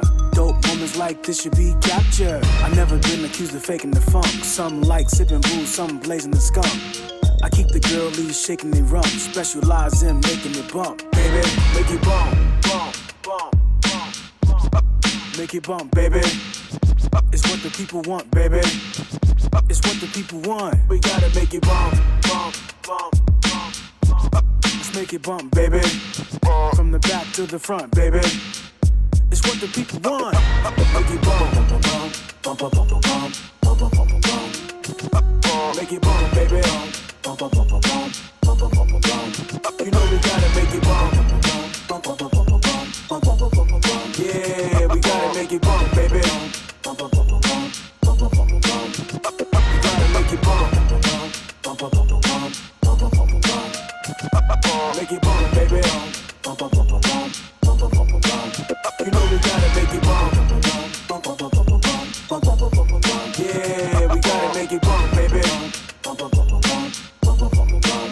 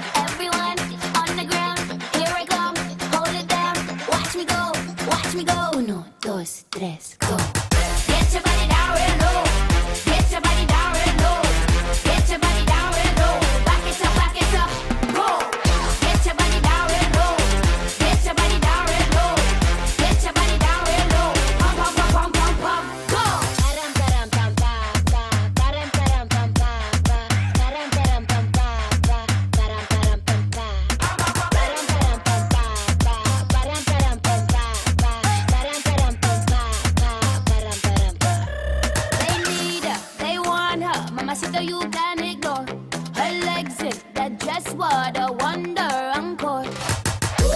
Stepping on like gasolina, coming at you like a hyena, magical like Sabrina. Bum, bum, bum, bum, bum, bum. Get your body down real low. Get your body down real low.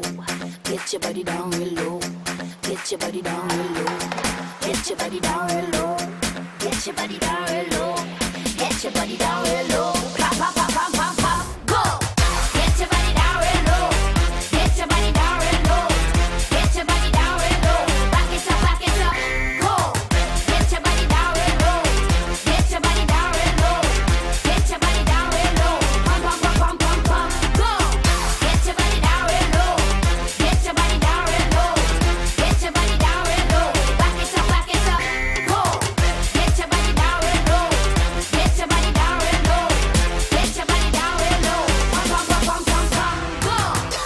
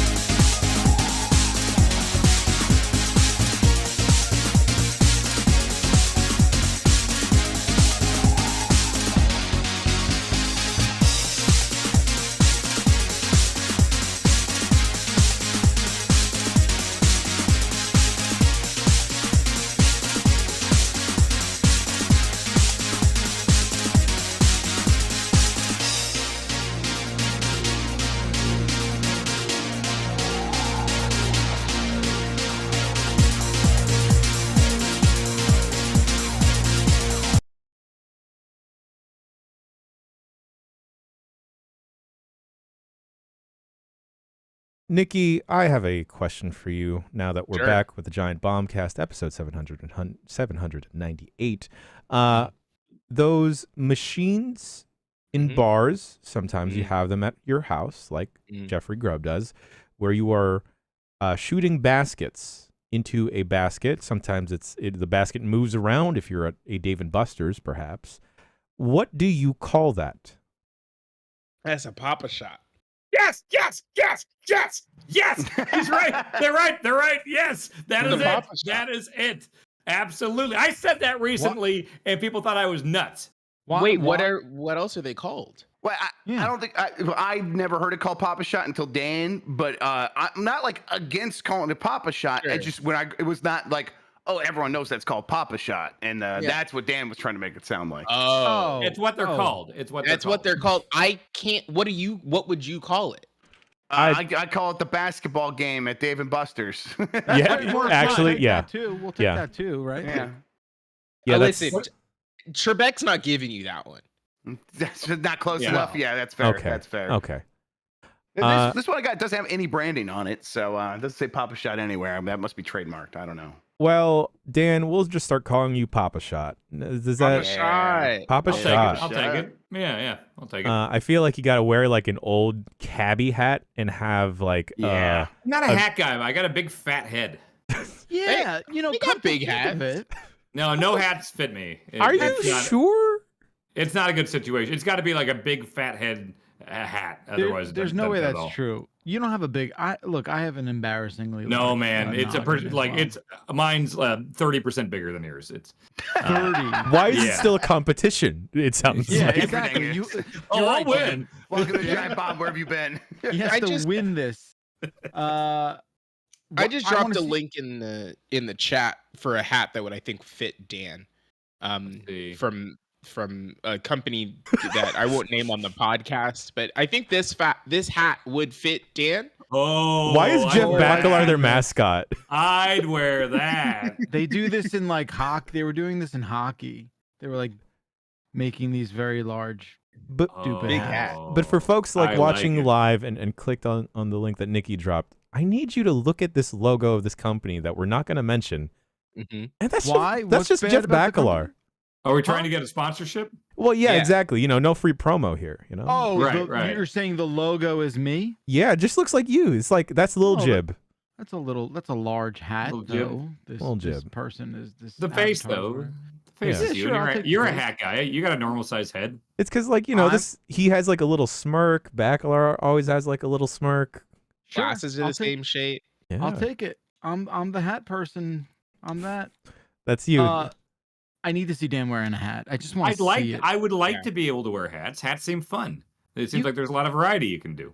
I can't even picture you. So you put the snapback on the last setting of the snapback mechanism. So that makes it like wide, but then it's like it's not tall enough. Like it'll go around there. It's not like I can't get it on there. You do have the egg-shaped head where it's like tall. Yeah, that's right. Yeah. You take the whole slider up. The whole thing is like, it's not head width, head height. It's Okay, that makes more sense. I've seen your head, Dan. It's not that big.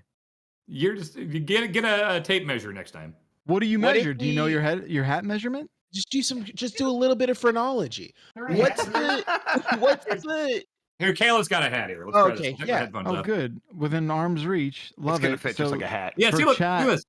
It doesn't go. Because that's a prop it won't go in a down. Halloween costume. You're not wearing a fucking real hat. It looks good though. Yeah, it does look good. I now need to get Dan like a baseball cap, so during a stream or something, when it's like Dan goes into business mode, he like flips it around and it's like, oh, it's serious now. It's over the top. It's over the top. Of course, I would love to be able to do that. I can't. I just don't think a hat fits your personality. Like I just think that's what it is. More than the size of your hat? A top hat for Dan. A top hat. Chad says I should wear cowboy hats. Can I start doing that? Really play up the Kansas stuff? Yeah, I can get away with that. Or like what if we got you into beanies? Yeah. Beanies? Is that what the propeller do? Does every beanie have a propeller? No. Beanies are the things that I always wear. Yeah. Oh, stocking caps. Sure. No, that's Jane wears stocking caps. Okay. Stocking cap. Isn't that like a I know. No, look, that's what they're called. They're called stocking caps. Well, this is news to me, just like Chef Grubb is gonna deliver the news. Hello. Hey, wow, you got it. These are the news. Save us. Xbox Live Gold is transforming into Xbox Game Pass Core. That's just a bunch of words they smushed together. Xbox Live Gold will be discontinued on September 14th after nearly 2 decades. It will be replaced by Xbox Game Pass Core, which is pretty much the same exact thing. It's a cheaper version of Game Pass that includes online multiplayer and a curated selection of games from Game Pass. They promise to have 25 games when it launches. Games with Gold, however, is going to be going away, but players will still have access to anything that they've It's been unlocked. away, let me tell you. Yeah, right. Who's redeeming Games with Gold for years now? It's just kind of been an embarrassment that for a while now. Every time it come up, you're like, oh wow, that's what you're putting out. Xbox 360 games that you've gotten through Games with Gold, you will apparently have access to those no matter what, even if you end your subscription. So it's a nice little thing I guess they're doing. Wow, that's so generous. It's very generous of them. Thank you so much. Thank you, Can't Phil. wait to play Elo Thanks, Milo Papa or Phil. whatever the fuck. Wow, Yes. that's the first time anyone said Elo Milo in 12 years. I love that game. That's a good game. You just activated a Manchurian candidate by saying that. It's going to cost $10 per month, this Game Pass Core, or $60 per year. You have both options. Again, same as Xbox Live Gold was. But the weird thing is this does put it into a slot below Xbox Game Pass Console, which is $11 per month. And with that, you don't get online multiplayer. But if you go down $1 to the $10 option, you do get online multiplayer. Microsoft's in a weird spot with some of these things. What did you just call that? What was the plan called? Xbox Game Pass Console. I never heard of that. Okay. What are you talking about? That's what. They're getting dangerously close to PlayStation here, because before it was a little more clear. It's a little bit worse than PlayStation, because like it's not like everything isn't just a step up. There's like step down and then step up, and it's like it's more confusing. I don't understand. It should just be 3. I'm gonna Phil. I'm gonna fix this for you right now. Yeah, I'll fix this for you right now. Okay. You call one of them Xbox Live Gold, Yeah. right? Strange. And that one gives you multiplayer. And then you have Game Pass Console, and then you have Game Pass Ultimate. That seems reasonable. That's reasonable. Work. Yes. We went with I can't even imagine a world where that's possible. Let's just do that. Some of the games that are good. 3. Yeah, and that's honestly like they clearly want to get people like into the Game Pass, like moving up the tiers, right? It's like, well, I'm in Game Pass now. I get some of these games, but if I just pay a little bit more per month, I get new games that are coming out. Like Starfield, it's gonna be out here pretty soon, and it's like feels like all this stuff is lining up with that and the Activision deal closing. And so, but at the same time, it's like if those people have been on Gold this entire time and not in Game Pass, these are people who don't want to be in Game Pass and aren't going to be moved by any of these things. So I don't quite get it.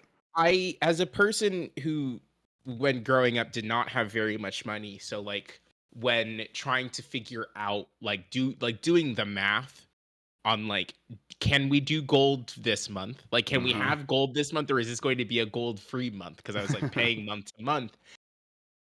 I don't understand who is splitting the hairs on like $3 basically to get full Game Pass and then to not have full Game Pass. Like if you're paying month to month. I don't understand who's doing that calculus, because you just get so much more if you're just going to go ahead and get regular ass Game Pass, that I don't know who's like why are you paying I don't know. I mean, that's probably part of their thinking, though, Nikki, is that they're like, okay, we know that this looks weird, and a lot of people are just going to say, fuck it, I'll just get Ultimate, so I don't have to think about it. That way, I just get everything. And it's the medium popcorn thing we always bring up. It's like, oh, you get a large popcorn for just 25 cents more. You don't look at the fact that it's $17 fucking dollars. You're like, it's just 25 cents more. That's all you're thinking about.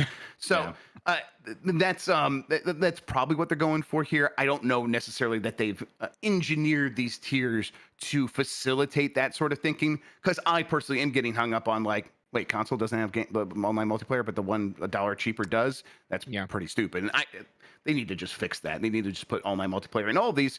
Alternatively, of course, they could just make online multiplayer free. Yes. Yeah. What about that? Make it free. Yeah. They made the online multiplayer free for free-to-play games a couple years ago. I don't know if they're going to ever make all online multiplayer free, because they make a lot of money from selling that. Both these companies do, both Microsoft and Sony. Some of the games that are going to be in this core offering include Among Us, Descenders, Dishonored 2, Doom Eternal. There's some more. But yes, just $1 more gets you the full Game Pass library if you want it.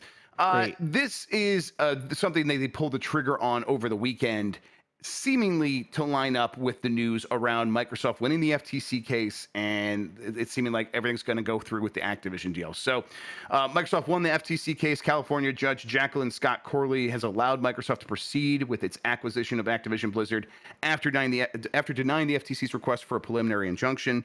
A lot has happened with this case since then.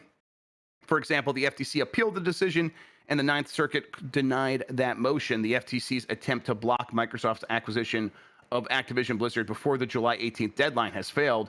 You guys might not notice this, but today is July 18th. Today is the day this deal needs to close, or else Microsoft owes Activision $3 billion. We'll talk about what that might mean here in a second. Yes. They could announce late tonight that the deal closes, or they might announce late tonight that they've extended it. Again, we'll talk about that in a second. But the FTC, people thought that the FTC might not try to appeal. It clearly, though, thinks, hey, we're going to try every single thing available to us to stop any deal that we think we want to stop. They didn't stand much of a chance, kind of no matter what, even if it did go through. Then they got a chance for this appeal. But they were denied even the opportunity to stop, like to get this preliminary injunction, the temporary restraining order extended. The judge is like, no, we're not even going to deal with that. Or the judges, excuse me, that would be on the Ninth Circuit Court of Appeals. The other part of this, Microsoft and CMA are going to go back and forth a little bit here. That's the regulator in the UK. And they are saying, hey, we will talk to Microsoft now. And both sides are feeling pretty confident about getting a deal made.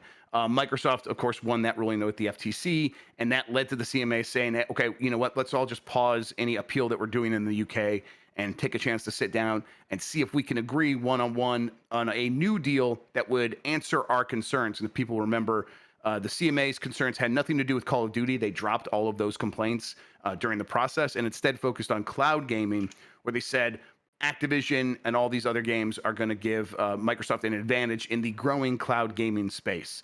The CMA, Microsoft, they are talking. They met before a judge earlier this week, yesterday, and they had a kind of going back and forth. And it seemed like the judge was saying, hey, CMA, you should just figure this out right now. And the CMA kept saying, basically, we are going to stick by our original thing until we get a new sort of deal from Microsoft, and then maybe we'll look at it again.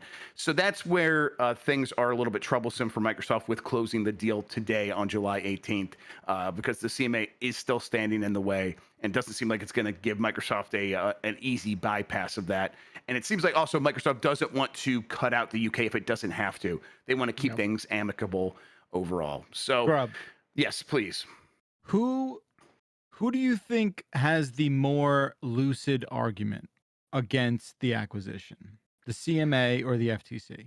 Yeah, I mean, the CMA's was the one that at least was cogent in terms of saying we don't know what's going to happen with cloud gaming, so so we're not sure. And it's like, the FTC was more just like Call of Duty. Yes. The FTC was like, oh, this is going to hurt competition because of any number of things that clearly were not going to happen. And the focus on Call of Duty was strange to begin with. What do you mean they're out of touch? Oh, yes. Surprising the FTC. The United States government? Yes, a little bit. And then, I mean, Lena Khan running the FTC, she's younger than me. That's what I mean. And I think she mostly gets it. I think she's got a pretty cynical feeling about a lot of these things. And she's like, no, I know our arguments are good. That's not the point. That is not what we're trying to do here. We are trying to be annoying. We are trying to be to stand in the way. And I keep saying overall that the FTC and these regulators mostly succeeded, because if their goal is to ensure that the public has a good insight in how these companies are operating, the decisions that they're making, and you force these companies to to put their best foot forward so they look good before regulators. Microsoft definitely did that throughout this entire process. And here we are, and they've got promises with Nintendo that they're going to put all of the Activision Blizzard games that they've previously put out on Nintendo consoles. They're going to keep putting those out in the future on Nintendo consoles. Also this week, over the weekend, and line up with all this other stuff, Sony signed the deal finally with Microsoft, saying Call of Duty will remain on PlayStation consoles going forward for 10 years. Interestingly, that deal only includes Call of Duty and doesn't include all the other games like the Nintendo deal does. That seemed to be the kind of thing where, hey, Sony, if you had signed earlier, you might have got everything, but because you waited until you clearly were going to lose, we're just going to give you Call of Duty. So I don't believe that. I don't believe that. I feel like from the get-go that deal was just for Call of Duty. Yeah, you know, the way that deal seemed to be to happen was it was going to be a shorter amount of time, but for more games is what they I think both Microsoft and Sony told The Verge that, and it's like, okay, so I could see why Sony was like weighing it out, and if they had to pick one, Call of Duty for a longer amount of time is probably what they would have picked anyhow. But yeah, and in the meantime, it's like it's going to be funny to see if we get like exclusives that really are on Switch or Switch 2 and Xbox and not coming to PlayStation because of this agreement. Who knows? But really all this comes down to this deal was supposed to close today, and that was always the date from when they first set up the deal way back in like January of 2022. We're going to have it closed by July 18th, 2023, and if it doesn't get closed by then, Microsoft owes a breakage fee basically of $3 billion. That Chump is change. Yes, chump change. That is something Microsoft clearly doesn't want to do that because that would also mean the deal. They're just not going to go through with the deal because the alternative here is let's renegotiate that. Let's see if we can push the date a little bit further. Maybe bump up the money that we'll pay you if it does break, because we don't think it's going to. We're pretty confident it's going to go through. So if it doesn't go through, we'll give you a little bit extra money. But let's push that date, past August, past the FTC thing or something like that. But I still think, who knows? They've been working nonstop all weekend. You could tell by the way that they lined up all of this news about Xbox Live and all these other things and these deals they've signed. They're working on this right now. And before midnight tonight, who knows? They might announce, no, this is closed. And we now live in a world where Microsoft owns Activision fully, except for in the UK where, it's things are still being figured out. God. Exactly. I'm gonna need Phil Spencer to like wear like some skate brand shirt to the next big gaming event, and then it's like, wait, are you bringing Tony back? Is Tony coming back? A Rune Glifberg shirt, just doing a Christ Air. Oh hell yeah! It's just the Photoshop of Matt Booty doing like a Christ Air on his shirt. Fucking A, let's go! I would love that. Incredible. I don't know why that made me laugh so hard. It's good. It's a good image. A little bit more Xbox news. Major Nelson is leaving Xbox after 22 years. Wow. He wrote on Twitter, after 20 incredible years, he's actually been there 22 years, I have decided to take a step back and work on the next chapter of my career. As I take a moment and think about all we have done together, I want to thank the millions of gamers around the world who have included me as part of their lives. I never fully understood what Larry Herb Major Nelson was. What? That's his a real name? communication kind of face of like he was the guy he's the face that would be communicating the news to you. Sometimes he would show up on the dashboard and everything like, hey, check out this new thing or Dashboard 2.0 and stuff like that. Like he was their in-house influencer. Yeah, what's that called? Like a Eva Mendes. Yeah, Eva Mendes. Yeah. He was kind of like before I remember seeing a lot of like gaming news and stuff on social media, like traditional social media. Like he was around. You'd see him like posting on the blog posts and everything and all the official Xbox channels. Like, he's been around forever. Like that's it was public facing, right? Like because it's like not PR like relations with press facing. No, because I never really interacted with him. No, we weren't emailing him for codes or anything. He was just like getting the message out to Xbox gamers. Yeah. And it was, I think I remember like a couple years ago, like, man, he's been there forever. I guess maybe he's going to be there forever, but it does seem like he's got something new in the works and he's going to go there. And, Phil Spencer wished him luck publicly on Twitter. So it's like, it seems like this is all on the up and up and there's nothing weird. It's just, hey, 22 years is a long time to work someplace and he's moving on. So interesting. He's going to the Zebo. He's going to Zebo, right? Yes. He's bringing it back. He's going to bring back that Zebo. He'll be Lieutenant Zebo. So that's a hell of a name right there. All right, let's move on to some of the show title there. Yeah, there you go, Lieutenant Zebo. Some of these other stories here. Ubisoft is prepping a beta for Assassin's Creed Jade on smartphones. Ubisoft announced a closed beta for Assassin's Creed Jade. A mobile entry in the franchise is starting around August 3rd. The beta will be available on Android and iOS, and registration is open through the game's official website. I'm curious about, because Dan, I know you don't like Assassin's Creed overall, so the idea of playing a mobile version of Assassin's Creed it's going to make you pinch your nose. But it apparently looks like it's going to play just like an Assassin's Creed game. Does that strike anyone's fancy here? Or is this like something like you might hand off to Dib? You can't play that. Come on, dude. Yeah, Dib. Yeah. Dibby. Well, I mean, I don't know. Do they maybe like age it down maybe a little bit, make sure it's a little bit less violent or something? I don't know. Like, I really don't know who You're it's gonna for. make Is what I'm saying. Assassin's Creed less violent? Yeah, they'll put rabbits in it. It's not that violent. It's Yeah, like that's what I'm not- thinking. Like that, those games, like Just you're right, assassination. it is but about not like gore. It's like yeah. in the name, it is about murdering people. So I think that's a fair point. And yet, for some reason, I never associate Assassin's Creed with Sure, violence. with violence. But it's not like Yeah. super violent murder. Yeah. It's just Yeah. murder. But Murder. it's like yeah. Yeah, a little Hidden knife, a hand little knife, sticky stick. like- Yeah. Yeah. I don't know. Hidden hand knife, like It's out friendly PG murder. prison shank. It's nothing. It's nothing. Yeah. in your neck. Like, I don't Yeah. know. I'd let him play Uncharted before Assassin's Creed. No, I'm kidding. It's I don't know, but this is something I've been kind of curious about. Although I think it's probably gonna be those kinds of things where like I try for 5 minutes and be like, oh, I hate seeing my phone battery drain like visibly before me when I play games, so I'm not even gonna do this anymore. They'll make it a gotcha and sell millions. That's Yeah. Wouldn't be surprised. Wouldn't be They surprised. gotta figure out how to. Can you charge while you use the? Oh fuck! What's that thing called? Backbone. The controller. Can you charge while you use that? Yeah, so. I I don't think know. You can't you? I think because there's like a daisy chain where a there's like charge another port. Yeah. slot? My I sister's just got want- one here. I just don't like play game on my phone. Sideways. Yep. Same. Sure. Yeah. That's mostly it. They're not made to be like. I remember I would always use my. I'll help you out here in a second, kid. I'll get you. I know you won't play Mario Kart. Me too. I remember, like when I first got my phone, I'm like, screens need to be landscape. That's how screens are. And like, I'll get my phone, I'll use it that way. And I was like, I had a T-Mobile Sidekick, so I'm like, that's how I use that phone. That's how I'm going to use this phone. And it's like very quickly, I'm like, oh, they are not meant to be used this way. No. Actually.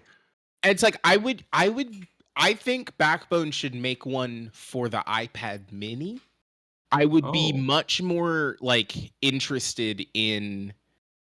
Hey, were you shaking the controller? Is that Yeah, it's fucked up. It's really fucked watch. up. See, Yeah. watch. It just turned on the switch. No, That's how you turn on the he's switch. What? He's Yes, doing some sleight of yes. hand shit. He wants No. to trick us. He's No, holding no. in the button. We've He's not. He's we've like, oh, established logic. this is a Pipe down thing. for a second. It's a real Okay. thing with the 8-bit trying to- do. Nikki, He's trying to Thank make us you. look like fools. It's good to That's work real. with adults instead of just Dan. Thank you all so much. you're so bad. You're so bad, Paul. You think you can Paul? shake a controller to turn it on? Paul, enough from you, Paul. We'll have enough of you. Yeah, Sean just posted the TikTok where we discovered this. Yeah, Yeah, chat, so, incredible. yeah. Yeah. But yeah, for the iPad Mini, I think is a better size for something like this. Or like, I'm not trying to play. If the mechanics are like regular Assassin's Creed, you're gonna catch me dead first. Like, I'm not playing a whole ass Assassin's Creed game on my phone personally. Like, that's just like a me thing. Mm-hmm. I'll play Point B though, you know. Yeah, Point Yeah, B was Point great. B, hell yeah. But I'm not trying to play anything bigger than Point B. And my Assassin's Creed's like got enough. I don't know. It's just an open world exploration game. I say that, and like Minecraft is huge on phones, so there are going to be kids who definitely play something like Kids this. don't know anything though. You're goddamn right. They don't know a goddamn thing. They're so fucking stupid. Oh my god. They just don't know anything She better knows. She yet. knows how to do that. She knows No. Mario Kart. She's doing Yeah. great. Yeah, Bruh, she's doing real good. You're in the butter zone right now. You're in the I know, I know. Goldilocks zone. Okay, wait a couple more years. All right. That's all I gotta Emmy say. was like big into video games, and now she says I don't like video games, and then spends like an hour and a half on her tablet playing every video game on there. I'm like, aren't those video games? She's like, no, these are like princess games. Exactly. Oh, okay. Mobile Semantics. games aren't real. Your kid's right. They're right. Yeah. You nailed it. Hey, here's a sentence. Baldur's Gate 3 has 17,000 endings. I'm good. That's too many. It's too many. Too many. 17,000. How? I don't. So I'll try to read the details here, but frankly, I don't really understand it. Baldur's Gate 3 is expected to be a huge game with extensive gameplay hours and numerous interactable characters. According to Fextra Life, the game could have around 17,000 possible endings. The vast number of endings suggest a high level of branching in player choices that could lead to various story conclusions. So I think by 17,000 endings, they mean throughout the game, you did something, you lost a character or you killed an NPC, and then you go to the last scene, and one person is going to be here. He's going to be different. And you're in it. Yeah. It's going to be yes, very bespoke based on those choices, but it is going to be like, you know, just different slots pulled for what it looks like, but mostly it's the same thing basically. It feels like a Mass Effect 3 thing where it's like, okay, these people could be standing there and this color could be happening in the background or whatever, but like I'm sure it's not 16,000 bespoke things. Or how the Whopper has 500,000 combinations. Yeah, it's exactly like that. Yes. Oh my goodness. Man. I've never had a Whopper. Well, you're not missing anything, bud. Hurry, move on. No. Move on. Hurry. No, I've had one Big Mac. I've had one Big Mac, 0 Whoppers. What's wrong with Big Mac's great? I love a Big Mac. You can't just say secret sauce and expect us all to trust you. I don't know what. Hey, Dan. Yeah. Hey, Dan. What's in there? Yes. What do you think secret sauce is? Something crazy. If they said it was barbecue sauce or ranch or even mayo, which I don't like, I'd be way more prone to give it a shot. But you can't just be like, it's got some mystery shit in it. I don't know. I'm not going to trust what it is. We do know what it is. You know what it is. We know. We all know what it is. Is it better? Is it better than a plain quarter pounder with cheese, which is the best? Well, a quarter pounder with cheese is too salty. Yes. Plain? Oh, never salty enough. Such a weird plain idiot. You know what? If you put, you know, and now I'm here in Kansas with my dad, and you know when we go to McDonald's, he refuses to go through the drive-through because he knows I'm not going to go through the drive-through. I wouldn't feel like a man if I had to order a plain cheeseburger. So he parks and makes me go in to order because he wouldn't feel like a man if he said plain cheeseburger. When you tell these stories about your dad, you just further drive the Reichert legacy into the depths of insanity. Like that? It's just like I'm not insecure about my plain cheeseburgers. It's just all you're doing. That's the problem. That's you makes me a little more insecure about your plain cheeseburgers. Dan, if you're trying to go crazy, the next thing you gotta do, listen, you gotta go get your quarter pounder with cheese, and you gotta get them to put the mac sauce on that bad boy. Yeah. No. Oh, that sounds delicious, actually. You can get a cup of the mac sauce if you wanted. I'm not a maniac. I'm not gonna know. I'm trying to avoid that stuff. Why? So good. Okay. I don't do horsey sauce. I don't do any crazy sauce that is like specific to one place. You need to tell me exactly. Barbecue sauce. That's the only thing I'm putting on a burger. What do you think? What's in barbecue sauce? It's like Nikki, don't do saucy, this to barbecue-y. It's like just fun Kansas City flavored essence. What? You described barbecue sauce by saying saucy barbecue.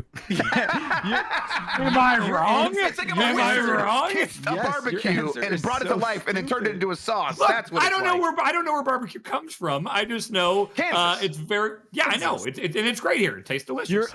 Your answer was the question. I don't understand you.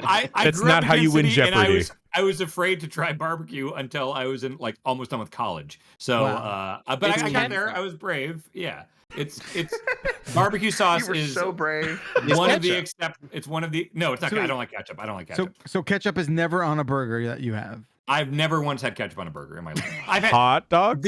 I have had ketchup maybe 5 times in my life, and it's only been on French fries, and I've been wary of every one of them. It's like 90% sugar. I don't understand. It's like crazy. It's just there's too much going on there. And you realize the main ingredient in barbecue sauce is almost ketchup. Always ketchup. No. And I don't like tomatoes. So look, just don't tell me these things. Don't ruin things. Nothing like tomatoes, even though isn't it made from? It's all over the bottle. It's all over the bottle. Yeah, but there's so much sugar. Yeah, it's just sugar and water and salt. But barbecue sauce is ketchup and a bunch of spices. Yeah. I like the spices. It's a spicy sauce. It's a spicy sauce. That's hot sauce. Nikki, hot sauce isn't ketchup. We do that. You'll learn. He'll be like, oh, I hate mayo or whatever, and then he finds out what Thousand Island dressing is, and he's like, I've never had. No, I don't trust Thousand Island dressing. I got the animal fries at In-N-Out once, and it was the craziest shit I've ever put in my mouth. It's just like. All right, I'm moving He's gonna age you, Nikki. I'm sorry. Grub, please, just Keep going. Yeah, keep bear going, sex sells. Oh, The that's not Baldur's any Gate better. 3 bear scene from the Larian panel from Hell showcase was received with high praise for its romantic, imaginative, and funny content. After the showcase, Baldur's Gate 3 has climbed up the Steam sales charts, surpassing popular games like Call of Duty, Cyberpunk 2077, and Grand Theft Auto 5. The scene features Asterion, a high elf rogue with a vampiric past, becoming intimately acquainted with Halsin, a druid. The druid then turns into a bear before they do the deed. The well-written and passionate love scene turns humorous, of course, when that happens. This definitely was when this game popped off. Of course, it was timed with stuff like, Dan, like you went out there, you did a preview for it, and those previews were getting a lot of attention. But I think the bear sex helped. Yeah, it made the internet talk about it quite a bit. Yes, absolutely. I was like, oh, well, yeah, all right. If a game's gonna go for it like that, I'm definitely gonna pay attention. So now I'm ready for this game, and I'm ready for fucking a bear. Let's go. Bear fucker. You can play as a cheese wheel. There was like one carnival game where you just randomly get warped to a like dinosaur planet. Like that game is definitely going for it. I was really impressed by what I saw, knowing nothing about the franchise beforehand. All right. EU rules may require replaceable battery in the next Switch and other handhelds.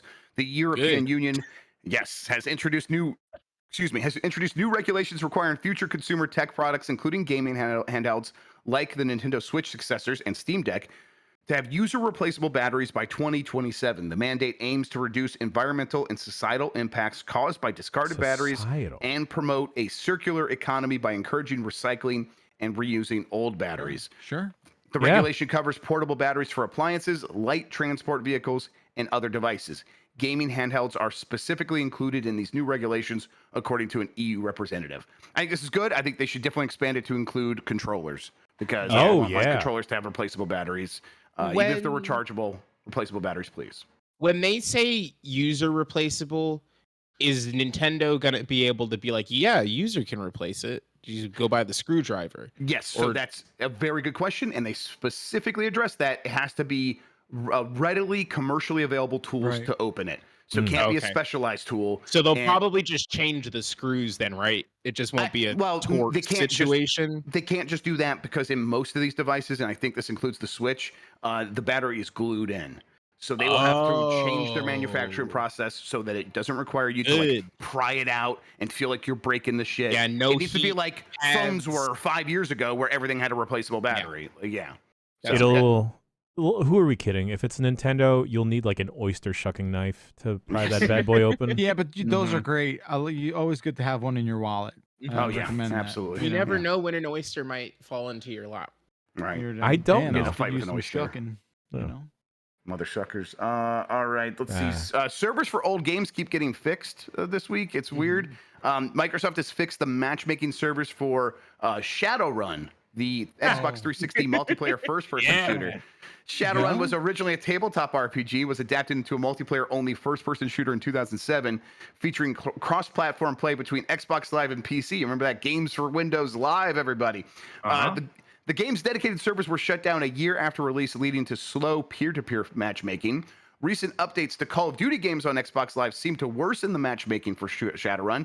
After fans reached out to Microsoft, the publisher quickly restored service for Shadowrun on Xbox and PC, and it improved matchmaking so much that players say it's better than it's literally ever been. Even when they had like the good matchmaking in the early days, it would take like 30 seconds to find a match. Now it's happening instantaneously. This is one of those games that's backward compatible, and so people are checking it out. I'm like, am I gonna go play fucking Shadowrun for Xbox 360? I might be. Maybe.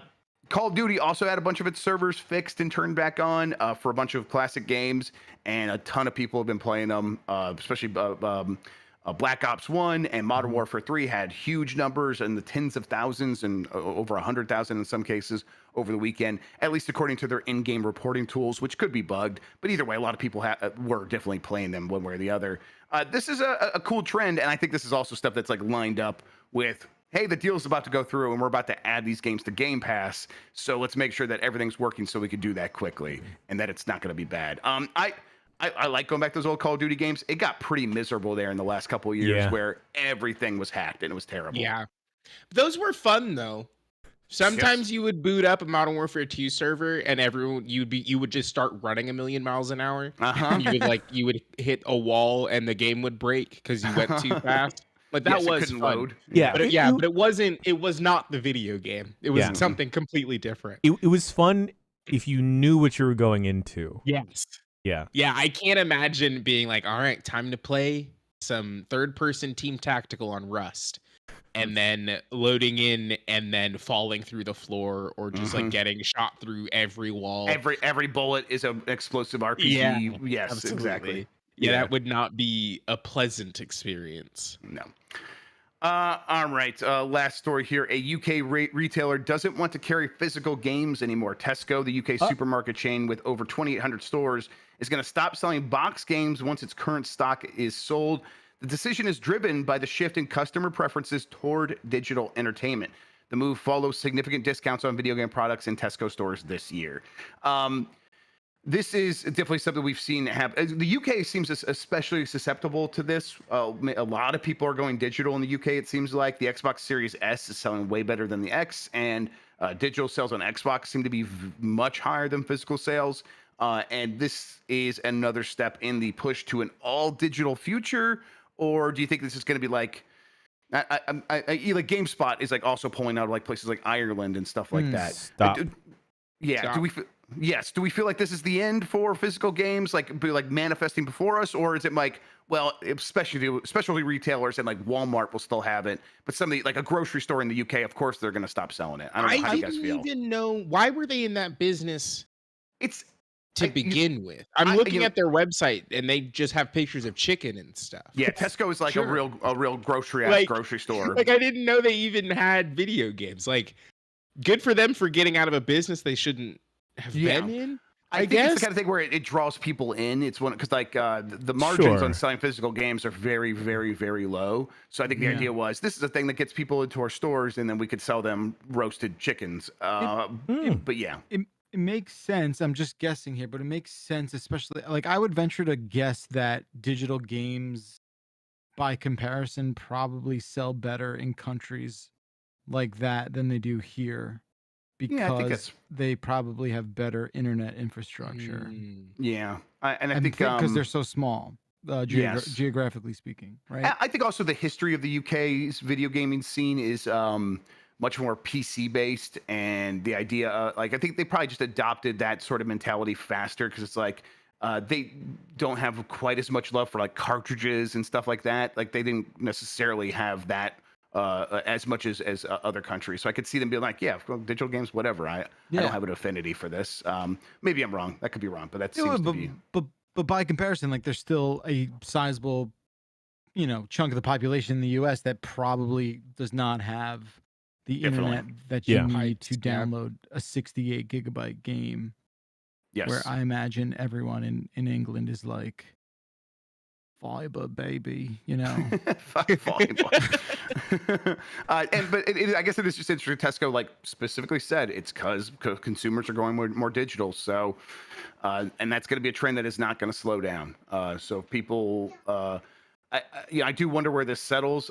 We see limited run games putting out a ton of like physical editions of these smaller games, and it's like I hope that continues. We just talked about the Mario vinyl, and clearly vinyl's found a spot. It's probably going to settle into a similar place, like in the long run. It's weird to think that that like physical games may soon be like a niche collector's thing, only for weirdos rather than folks that just can't download stuff.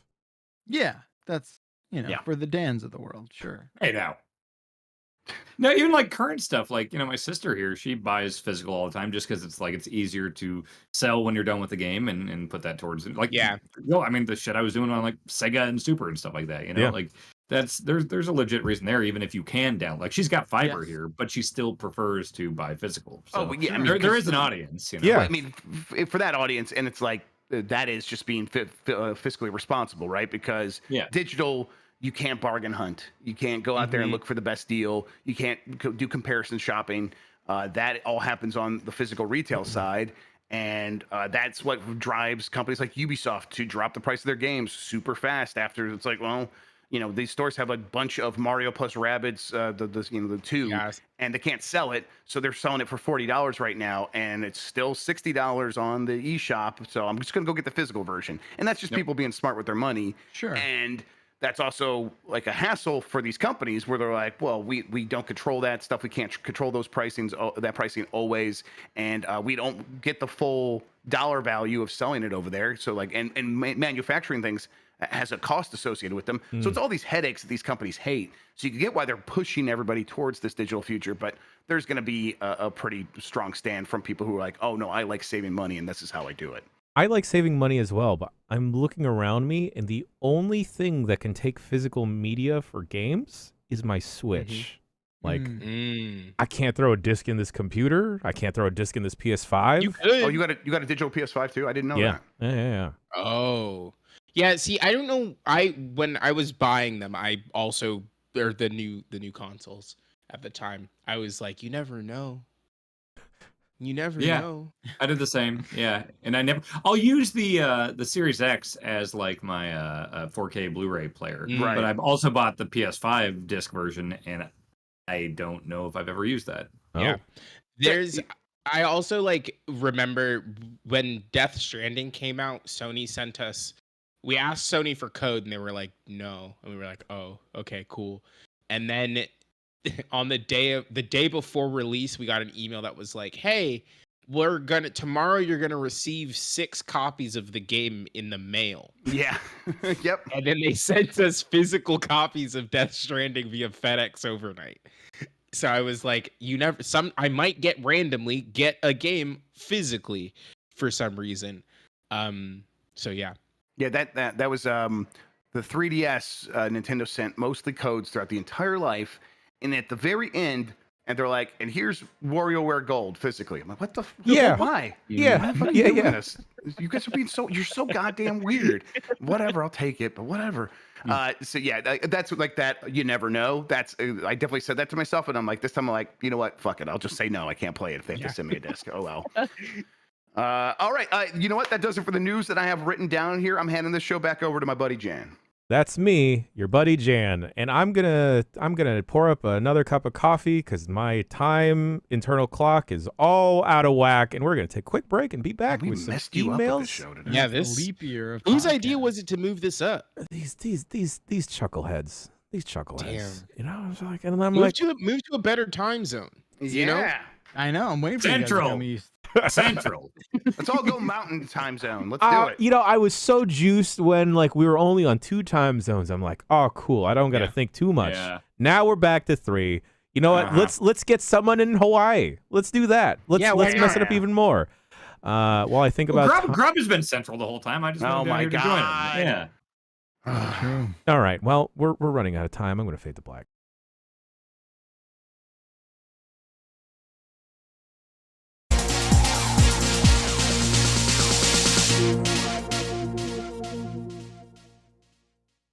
Bum bum bum bum bum bum bum bum bum bum bum bum bum bum bum. Bum bum bum bum bum bum bum bum bum bum bum bum bum bum bum. Bum bum bum bum bum bum bum bum bum bum bum bum bum bum bum. Bum bum bum bum bum bum bum bum bum bum bum bum bum. Yeah, make it bounce, make it bump. Always give the party people what they want. The speakers be banging highs, mids, and lows. Make you wanna start getting busy on the floor. All the fly girls screaming out. The DJ's rocking and shocking the house. Everything he's spinning is moving the crowd. Listen up for yourself. This is how we make it bump, bump, bump, bump, bump, bump, bump, bump, bump, bump, bump. Make it bump, baby. Bump, bump, bump, bump, bump, bump, bump, bump. You know we gotta make it bump, bump, bump, bump, bump, bump, bump, bump, bump, bump, bump. Yeah, we gotta make it bump, baby. Bump, bump, bump, bump, bump, bump, bump, bump. We gotta make it bump, just like the Grandmaster.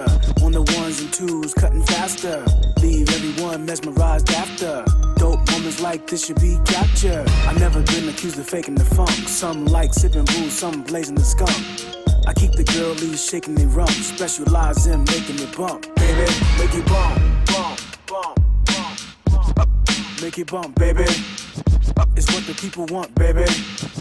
It's what the people want. We gotta make it bump, bump, bump, bump, bump. Let's make it bump, baby. From the back to the front, baby. It's what the people want. Make it bump, bump, bump, bump, bump, bump, bump, bump, bump. Make it bump, baby. Bump, bump, bump, bump, bump, bump, bump, bump. You know we gotta make it bump, bump, bump, bump, bump, bump, bump, bump, bump, bump. Yeah, we gotta make it bump, baby. Bump, bump, bump, bump, bump, bump, bump, bump. We gotta make it bump, bump, bump, bump, bump, bump, bump, bump, bump. Make it bump, baby. Bump, bump, bump, bump, bump, bump, bump, bump. You know we gotta make it bump, bump, bump, bump, bump, bump, bump, bump, bump, bump. Yeah, we gotta make it bump, baby. Bump, bump, bump, bump, bump, bump, bump, bump. We gotta make it bump.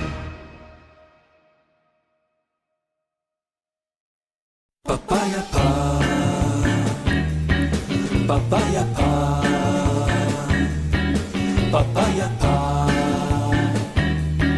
papaya pie. 見ている見ている君が僕を見ているはにかむどころか僕の体に忍び込む今目をつぶれば君はもう僕の中にやっと笑って僕の心に巣を作る危ない危ないやパパヤパパパヤパパパヤパ感じる感じる君は僕の中に住むまぶたを開けても君の姿が目に浮かぶ魂食われて僕はみるみる痩せを取るどんどん育って君はいつか僕になるそれから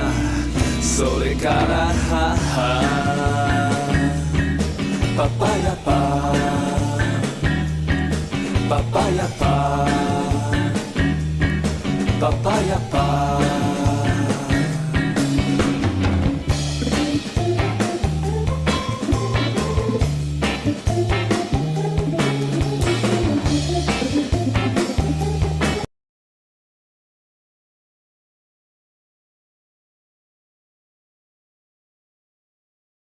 And we're back with the Giant Bombcast, episode 798. God, 800 is a scary big number. Oh my gosh. It's the biggest number there is. Yeah, I've never seen it before. Oh, yeah. Bombcast at giantbomb.com is the email address to send your emails to. There's the music. Look at that. Or listen to that. Emails. You can send your emails about virtually any and everything. Maybe fun observations, your favorite stand-up, how the movie Planes affected you, your favorite... Grub's favorite stand-up is Adam Driver in a net. I know That's Grub right. was a big Yes, fan just of the that. funniest thing I've ever seen. Did you see that? He thanked Chris Rock and who else was it? Bill Burr. For Like inspiring Henry McHenry, the Ape of God. Yes. The Ape of God. Yes, that's right. What a movie. Is Adam Driver the one? I don't want to say worst actor because he's good. I like him. He's good. Yeah, but like good. the best worst actor because of all of his projects? Because I think of him as Kylo Ren at first, and I was like, okay, cool. He's good in that. He was in Girls. He was in Silence. Martin Scorsese's Silence, right? He was in that movie with ScarJo. With the dinosaur? But then exactly 65. And then he's in movies like 65 and Annette. Yeah. I mean, look, you could kind of say the same thing about Nick Cage, right? Like, is he this generation's Nick Cage, but serious? You gotta respect. I kind of respect it, you know. Yeah, like he's it's Logan fine. Lucky. Like it nets out on the positive side for sure. It nets out? Yes, it definitely does. Oh, brother. It is I like that he goes for it. He's always trying his hardest in every movie, and I enjoy him. Logan Lucky is one of my favorite movies, and he's great Logan in that. Lucky's awesome. Yes. I typoed the Bombcast email address. It is not Bombscat. Not Bombscat. And Michael Heim is right. Adam Driver is Baby Girl. Yeah, he is. He is baby girl. Yeah, definitely. First email comes to the site from Ben from the UK. Dear Bombcast crew, thanks for making such a funny, informative, and lengthy podcast. As someone who listens to podcasts while they work, I really appreciate people like you who produce big chunks of content without whom I risk running out before Friday. In light of the recent study by the Video Game History Foundation about X% of games being critically endangered, how best do you think games should be preserved? The following points came to mind. Footage is great and circumvents the problem with distribution that have caught libraries out in the past, but video doesn't capture how a game feels to play. Example, responsiveness, controls, haptic feedback, etc. Even if you do select footage, how much of a game do you try to capture? Presumably, researchers and enthusiasts would both like the entire game to be captured. For a game like Skyrim, does this mean capturing every line of dialogue, visiting every place, using every weapon, fully capturing what a game goes well beyond even 100%ing the game? How best should one preserve online games? For example, games like Fortnite and Call of Duty change all the time. So would an official video game archive attempt to record each iteration and version of the game as it evolved? And with these games, even preservation in a playable form would be imperfect, as one day there'd be nobody else to play the games with. I look forward to hearing your thoughts on these ideas. Kind regards, Ben from the UK. I want to say it was something like Fortnite. I feel like as it is an ever-evolving map, I feel like I heard, and correct me if I'm wrong, that they used to ban people using the in-game creation tools to recreate older maps and stuff like that, but they did eventually kind of go back on that. And I think that's a nice small step to be like, hey, let people just kind of capture the way it used to be. You don't need to, like, it's not going to put in danger the new stuff. Yeah. It is. Yeah, go ahead, Nikki. Oh no, I was gonna say, to that point with Fortnite, like, even when they release UEFN, the Unreal Engine for Fortnite, you can only do Chapter 1, Season 1, though. They won't let you do any of. Oh, you can't go past that. Mm-mm. They only let you do that one season, which is so bizarre. Because to your point, Dan, like, I'm not gonna, like, a huge set of the user base is not gonna be like, I love Chapter 2, Seasons 3, and that's all I'm gonna play now. Like, nobody's gonna do that. It's mostly like to sample and see where the game came from. So yeah, I don't know. I feel like some of these teams, I think it's impossible for some teams to be expected, or like for some devs to be expected to like maintain these things, but like for a place as big as Epic, like they can maintain. Yeah. Well, I mean, Dead Cells makes every single update of its game available as like how we do the beta branch when we're playing the game on Steam. Mm-hmm. You can go in that drop down menu and they have all of the previous version of Dead Cells in there. That's incredible. It's like when you go to get like Dolphin, it's just like you can go back and be like, here's every version of Dolphin if you want to go back to one. Yeah. I think that is not always viable. Obviously, these big online games that have servers and stuff are not going to be like preservable in that way. But I think it's a combination of factors. The best way to do it is to recognize a holistic experience and to preserve as much of that as possible, and that could include a video, but I think it can also include like saying, okay, this is what the game looked like on video at the time, and here's what people on the forum were saying about the game at the time, and here's what people were saying on social media, and here's the news coverage, and here is a story that can represent that arc, and so people can understand it. That's like an educational way of doing it. For most games, though, it is like if it's possible to enable people to just play it to experience, that should be the work that libraries are actually going and making happen, so they can provide a way for people to actually get the real education, which is experiencing the games. Yeah. Libraries. Go visit a library. Befriend a librarian. Yeah. It's the coolest resource we have. Honestly. Go to the library. It's so sick. You own those books. Those are your books. Those are your books. They're publicly owned. You own them. Go read them. Yeah, you could draw on them, write all over them. Okay, well, don't be thrown away. Upon, hide your treasures from your dead wife in them. That's right. You definitely put can do like random money in there and close it and return it. So many people don't know that you can just get books for a Kindle or Yeah. whatever Yeah. from the library. What is it? Libyan Overdrive? Yeah, Libyan Overdrive. Audiobooks They're even, yeah. so Audiobooks. clutch. Movies. Hoopla. Yeah. You can get a Hoopla. lot of comic books. Yes. Yeah. That's how I it's read great all of stuff. Invincibles on Hoopla. Yes. You might, depending on where you live, you might even have access to like 3D printers. Yes. Or like heavy machinery. The LA Public Library will rent you tools and stuff. Yes. I wish yes. there was a word for like the community owning something and providing it to everybody. I just Ah. Mm. It'll come never up with one. work. Yeah. Well, let's go read an email about mullets. Paul from Minneapolis writes in, what are y'all's opinions on mullets, especially the fashionable mullet of 2023? Maybe this has been a thing for longer. I don't know. I'm thinking of changing up my hairstyle, and your opinions will have absolutely no bearing on my decision. Cheers, Paul from Minneapolis. Does Dominic Mysterio have a fashionable Yes. mullet? Because Yes. I think that's great. Yes. Yeah. Okay. I really got on board when Cal Kestis from the video game Star Wars Jedi Survivor had an unlockable fashionable mullet and the handlebar mustache, and I was like, this is such a fucking look, especially in the context of Star Wars. I really considered like, man, I could cut my hair into a mullet. My wife would kill me, but I think.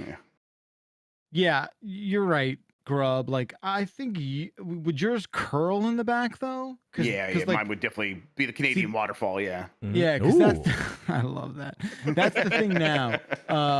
They're all like a lot of these mullets are. I'm seeing them sort of like straightened in Straight the back. back. Yeah. And it's like not even that hard to get some curlers in, folks. Yeah, It's I not just think that what's hard. fashionable now is the straight. So I see it a lot in like the young hockey guy, because you get that flow out Yeah. of the helmet sort of thing. I don't think that's the vibe. I think they gotta get a curling iron or some curlers and go to sleep with them and curl that fucker. I agree. I think the curled back looks better than the straight back. I think Dominic Mysterio's is pretty good. I don't like that it's straight in the back. I'm not like upset about it, but I think it would look better if it was curly in the back. I think he's going for that Eddie Guerrero, and that's working. Yeah. Yes. Yeah. I feel, unfortunately, I could do the back part, but I would just have to do the fucking Hulk Hogan thing, where it's just nothing. Oh, up here you could and pull off a just rat the long tail. hair. There's a Can we huge can we rat can we tail, yeah. can we just do a thing right now? Like, What's what's that? it gonna take, Dan? Yeah, For what do me we to need? grow out Hulk Hogan hair? No, a Yes. rat tail. Just like Oh, a mullet. I just just that? want a mullet. Yeah. Oh, just that? I That's want your fucked up. beard. I want the back of your head to match your beard. I want that. You want like a and- wallet chain situation from the front of Dan's face to the back. Dude, It's like his globe head putting is sitting money, on a like- dais of hair, just all the way around. dude, Yeah. he's got a price. That's the one thing about Dan. He's got a price for sure. I'll tell you, the So, other what- night at the bar, Kayla put a rubber band around this, and it was not a good situation at all around the beard. Sure, Just sure. the like pinch thing there. It fit Captain in at a Lou? Kansas bar, but it's not a good look. Yeah. Right. So back to us paying you to grow a mullet. I think Want to put Bianca through that to have to look at that every day. Oh. just look at the back of your head every day. Yeah, I walk around the house and face different directions frequently. This Not is anymore, not you wouldn't. about bonk. Come It on. is about bonk. That's my top priority. Well, just lock on to Bunk, so you know your view will Yeah, always yeah, be I'll looking I onto just, her. I just Z target my wife the whole day. Yes. Dude, that's pretty Amen, funny. brother. Me targeting my wife is the Dude, name I'm of just- this episode. I'm just not convinced that's your excuse. Like, I will just ask her if it's okay. She would be like, "Fuck that! I don't want that. That would suck." Z targeting my I wife only want a sounds like front one of the mullet, not books a you back get on mullet. one of those romance novels you'll find on Amazon that are like digital only. Oh my Z God. targeting my Sure. wife, a love story. I need to You'd hit. be able to, Dan, you'd be able to move through spaces like the grocery store so fast if you just backflipped. Yeah. Oh Put, yeah, like, yeah. I could backwards do the glasses side on hop. your head? I could side Yeah. hop too. Yeah, Uh-huh. that'd be good. Side hop. Hell Let's yeah. go. Do you wonder I could for do your- if I timed it right. I could do a flurry rush. Yeah. Nice. So okay. In the event that she's okay with this, what is your price? If she signs off and is like, yes, this seems like a good idea. How long does it have to get? Does the back of the hair have to go past Shoulders. the Shoulders. I mean, beard? Shoulder has to shoulders. touch my shoulders. Okay. Yeah. You will look so sick. How long do I have to keep it? A month. Till it, yeah. A month? See, but the challenging part about this, right, is not actually the maintenance of it. It's the in-between part while it's growing to the leaf. Yes. Yeah, That it's always gonna be the worst so part. That is gross. going to It's be the so challenge. gross. Yeah, it's going to be going to look- disgusting. And how much is it going to cost? 10K. 10K. 10 grand? $10,000? In this economy, Dan? Uh-huh. You're a maniac. 10K. 10K. Is that I too got high? $30. Is that? Is it too high or too low? Is it crazy because it's high or Time low? out. Why can't you be aware of what 10K is not an It's insignificant one amount of haircut, money. You Michael. can What do it some stuff. cost? I can do some deck repairs for that. you That's under- significant. You no shit, it's significant because it's Yeah. also psychotic that we would pay you that to grow your hair. But I don't want to do it, so that's why you have to pay me. Man, you really know how to make this fun. You asked for a number, that's my number. That's his That's number. that's his number. 10 grand. All All right. right, the Kickstarter. We'll just get the Kickstarter going. I'll get right on that. Yeah, GoFundMe. Yeah. I used to have a rat tail, and when I used to have like a faux hawk, and my rat tail went as far as the middle of my back, just for Nice. visualization. Powerful. Nice. Do you have pictures of this? I only have the blurriest photos possible. Were folks pulling at it? Because I feel like I would be tempted to like do a quick. One time at quick Disneyland, man. some ladies behind me were scared of Splash Mountain. I don't blame them. Splash Mountain is terrifying. Not the actual splash part, but the animatronics part. Yep. Oh. And then and one of them for some reason thought, hey, this man's hair should be a handle, and yanked the back of my head. Nice. And that's when I reevaluated my life. Yep. I'll go back to this. Grub, do you want to describe this? Wow. Yeah, It's your this is Lieutenant Dan. This is Dan with long shoulder length hair. He is cheesy on Happy New Year's, and it just looks like a real treasure of a person. Your hair is so wavy. Yeah, he's got wavy hair. Yeah. How Good long luck. has it? When was that? 2006. Is your hair still that texture? Do you think if you grew it out, would it still be like that? The back. I don't know how white Yeah. hair works. The back would. Yeah, because here's the thing. I literally never did anything with it back then. I didn't know anything about. I just bought You the shampooed Pert it, right? Plus. I didn't Okay, know okay. you Pert had a Plus, back of your yeah. hair. Yeah. I didn't even comb it or anything. My hair texture is different now than it was even like pre-pandemic, like 2019, because I cut it mine's a little hair. mostly A little all different. off in the middle, or like this time last year, and it has grown in a completely different texture, just like Wow. entirely different. So I was curious That's weird. to know what the situation. Yeah, I think it would my be kid similar. a I think it'd be little wavy. Yeah. Yeah. Oh yeah, Grub, you're in a situation. bit. Yep. Yeah, I could Yeah. cut it off, and it does seem to be growing in a little bit different than how I remembered it at this point previously. Mm. Which And was what, 2014? Like, what do you? no longer than that. Jeez. Yeah. Yeah. It was a while It's like when ago. Vince McMahon had his head shaved, and it was never quite the same when he Never grew quite back. the same. That's Yeah. tough. Yeah. Yeah. Yeah. Okay. Last email of the show comes from Alex in Bendigo, Australia. If the Warthog isn't street legal, then Sweet Tooth's goddamn weaponized post-apocalyptic creamery van definitely isn't. There's no license plate. You can't make that. You can't take that to church. Love the show. Alex in Bendigo, Australia. It Alex has a has point. turn signals, and you can put a license plate on it. Sweet Tooth is fully street legal. Here's what I want to posit to the crew here. Mhm, Okay. mhm, mhm. All right. Darth Vader, one of the Okay. most iconic villains in all of cinema, right? So you say. And Hot that Daddy, yeah. that is two actors. That's someone physically embodying the role, and then Sure, David James Earl Prowse. Jones Mhm. dubbing over him. Yep. Is Sweet Tooth, or whatever his name is he going to be the Darth Vader of a new Toother. generation? A new generation. No. No. Yeah, absolutely. It already Absolutely. is, I think. Yeah. Yeah. Okay. No, For no, sure. Jen. 1-to-1. Samoa Joe, Will Arnett is going. They're collectively going to be the next. Will Arnett, the James Earl Jones of our Yeah. time. Samoa True. Joe or David Prowse. Yeah. Yes, exactly. Yes. We're always David saying Prowse that. was also a wrestler, though. I think so. That is a good fit. He's in Clockwork Orange too. Yeah. Oh, really? Mhm. Fantastic. Will Arnett's iconic voice. That's the end I of the think emails. The Warthog is street legal. Oh, you're Does it have going working back. turn signals? Does it have working turn signals? That's You important. can add those on. Those could be additions. You just So it's leave not that street funny. legal as is. From the factory, it's not street legal. You do see these like freaks driving down the main street in cars that do not look like they are street legal. You and can I put feel like anything on the street. You could use your hand. Yeah. Yeah. That's bikes. You Yeah. can get anything on the road. Is Yesterday. Oh, go ahead. no, Jay. no, please. Yesterday, I dropped some film off at the photo lab, and as I was driving back, in the corner of my eye, I saw this bright blue tiny car, and I pulled over and started like taking pictures of it, and it was a Fiat 126, which is a 4-seater, 2-cylinder Fiat from the mid 60s, and the guy who owned it, whose name is Claudio, said that it was the only one that was legally registered in the United States because no DMV would let him register it here because they kept saying that it was not like legal to drive here, even though it had all of the things required, like turn signals and a seat. What kind of car is this? A Fiat 126. Was the steering wheel on the other side? Can you be street legal with that? Yeah, You can. can be. You can. Oh, okay. Okay. Yeah, but I mean, like mail trucks. Mail have trucks that. Oh are like yeah. that. Yeah. Oh, And in the US, any car can be imported as long as it's over 25 years old. Oh. Is Yeah. that why I'm suddenly seeing a lot of old Honda small mini pickup trucks?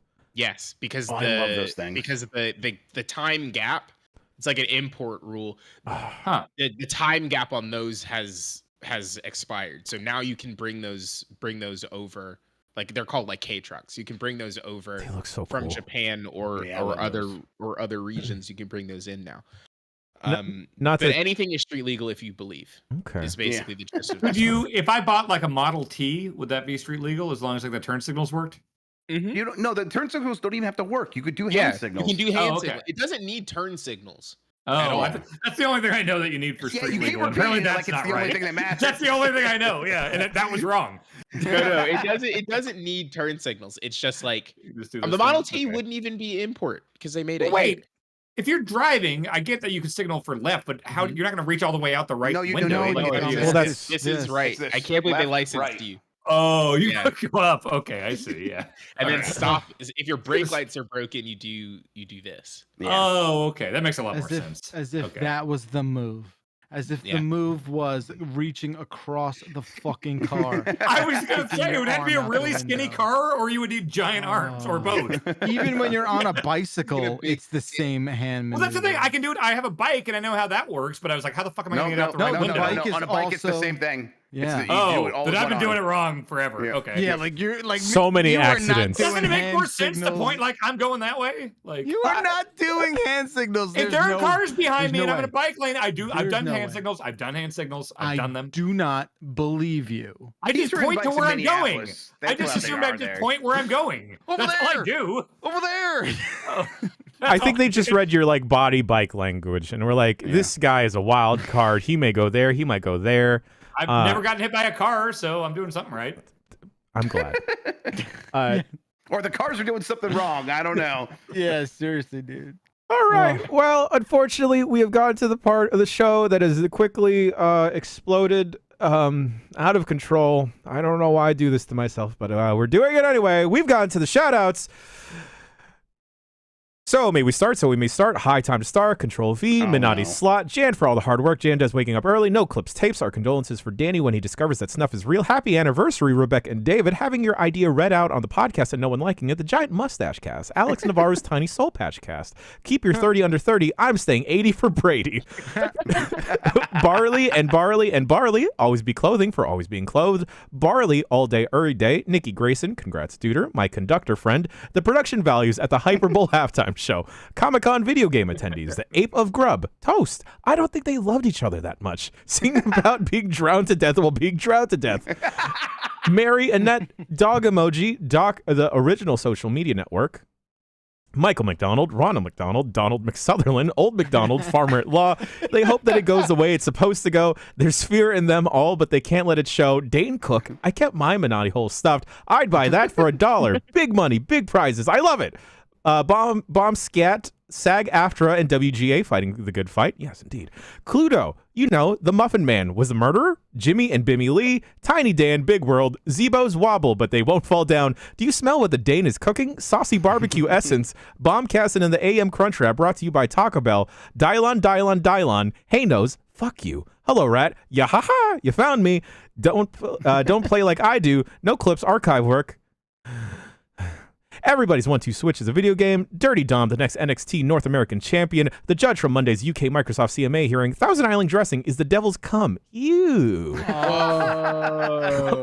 We almost got through a whole podcast without talking about cum. I know, you're so close. BBQ sauce is just ketchup. What's Arby's sauce then? Fry sauce is just mayo, ketchup with spices, and I'll fight anyone that says it's not the best. How Ultimate Slam Bowling, where you use frisbee and trampolines, the PS3 Boomerang controller, the JogCon controller for Ridge Racer Type 4 on the PS1, the Res Trans Vibrator, Dan for not understanding how thermoses work, teach Dan what insulation means, please, Alien vs. Predator for beat-em-ups, you heathens. Does Sunset Riders count as a beat-em-up? That's my favorite. The Punisher beat-em-up needs to come back. Pacific Standard Time, the only valid time zone. Happy birthday, Alex, Sir 5000. Happy birthday. Happy birthday. Shout out edging is awesome. Arizona time is actually the only real time zone. Arizona can't even agree on a time zone. Angry emoji face. Danny's Dracula puppet. Dracula's Christmas decorations. Danny O'D's puppeting skills. We've fashioned a world built just for you. Another water break. A tale of songs with furry with no taboo. Jan for reading these long shout outs. The girl reading this. Big Mac sauces, a Thousand Island and dressing. Dan, it's so good. Grub 24 check. Yeah, it's wild. He's whispering murder things into people's ears, and they won't let us hear it. So it must be really fucked up. Weird how Minotti's not here, and we didn't hear about cum at all. Back Grub, the hero we need and deserve. Z targeting my wife. Mutual passionate Z targeting between lovers.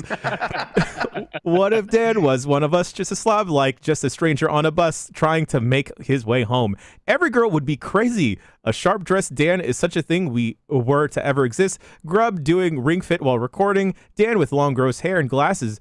Looks like the nostalgia critic. Mitch for doing Splash Mountain once. Bat Grub's fears. Robo Mitch, the enemy AI in Batma. For all those in meetings, anyone remember Crystal Maze? Soft Pants. Remember when Samoa Joe was kidnapped by ninjas? They should have done that again to explain him leaving to film Twisted Metal. And that, folks, is a shout out, a special shout out once again to Nikki Grayson for joining us. Special shout out to Turbo Sean as well. Shouts out to Dan. Shouts out to Jeff Bacalar. Shouts out to Jeff Grubb. Shouts out to Barley. Shouts out to you at home. Because whatever you're doing with your hair today, guys, right? Look at him. Yeah, looking fine. Wow. Looking great. Shout out to you, Jan. Oh, no, I don't need it. Shouts, Jan. 50 morning, podcast Jan. points across the board. This show is now ending around the time the first segment would be ending, so my brain is messed up. Feels good. I'm glad for y'all. did it. I'm glad for you. Yeah. Folks at home, wow, that ass just won't quit. And we'll be back with another episode of the Giant Bombcast at 9 a.m., which is 11 a.m. Central Time, and then 12 p.m. Eastern Time.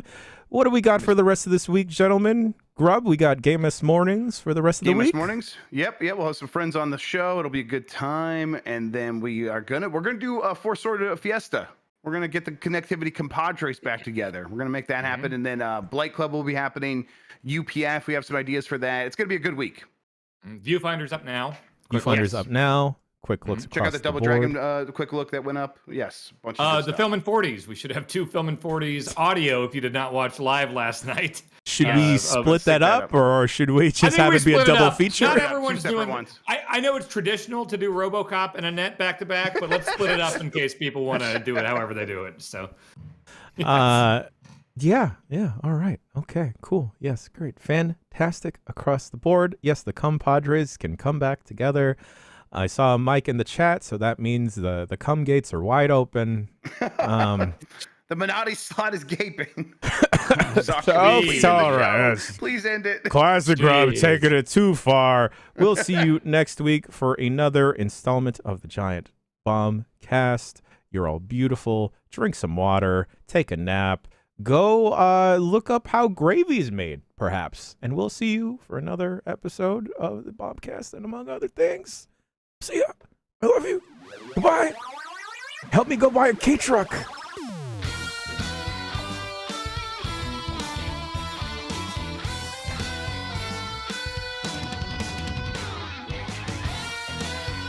We should have a DLC shirt for the Street Fighter shirt that came out.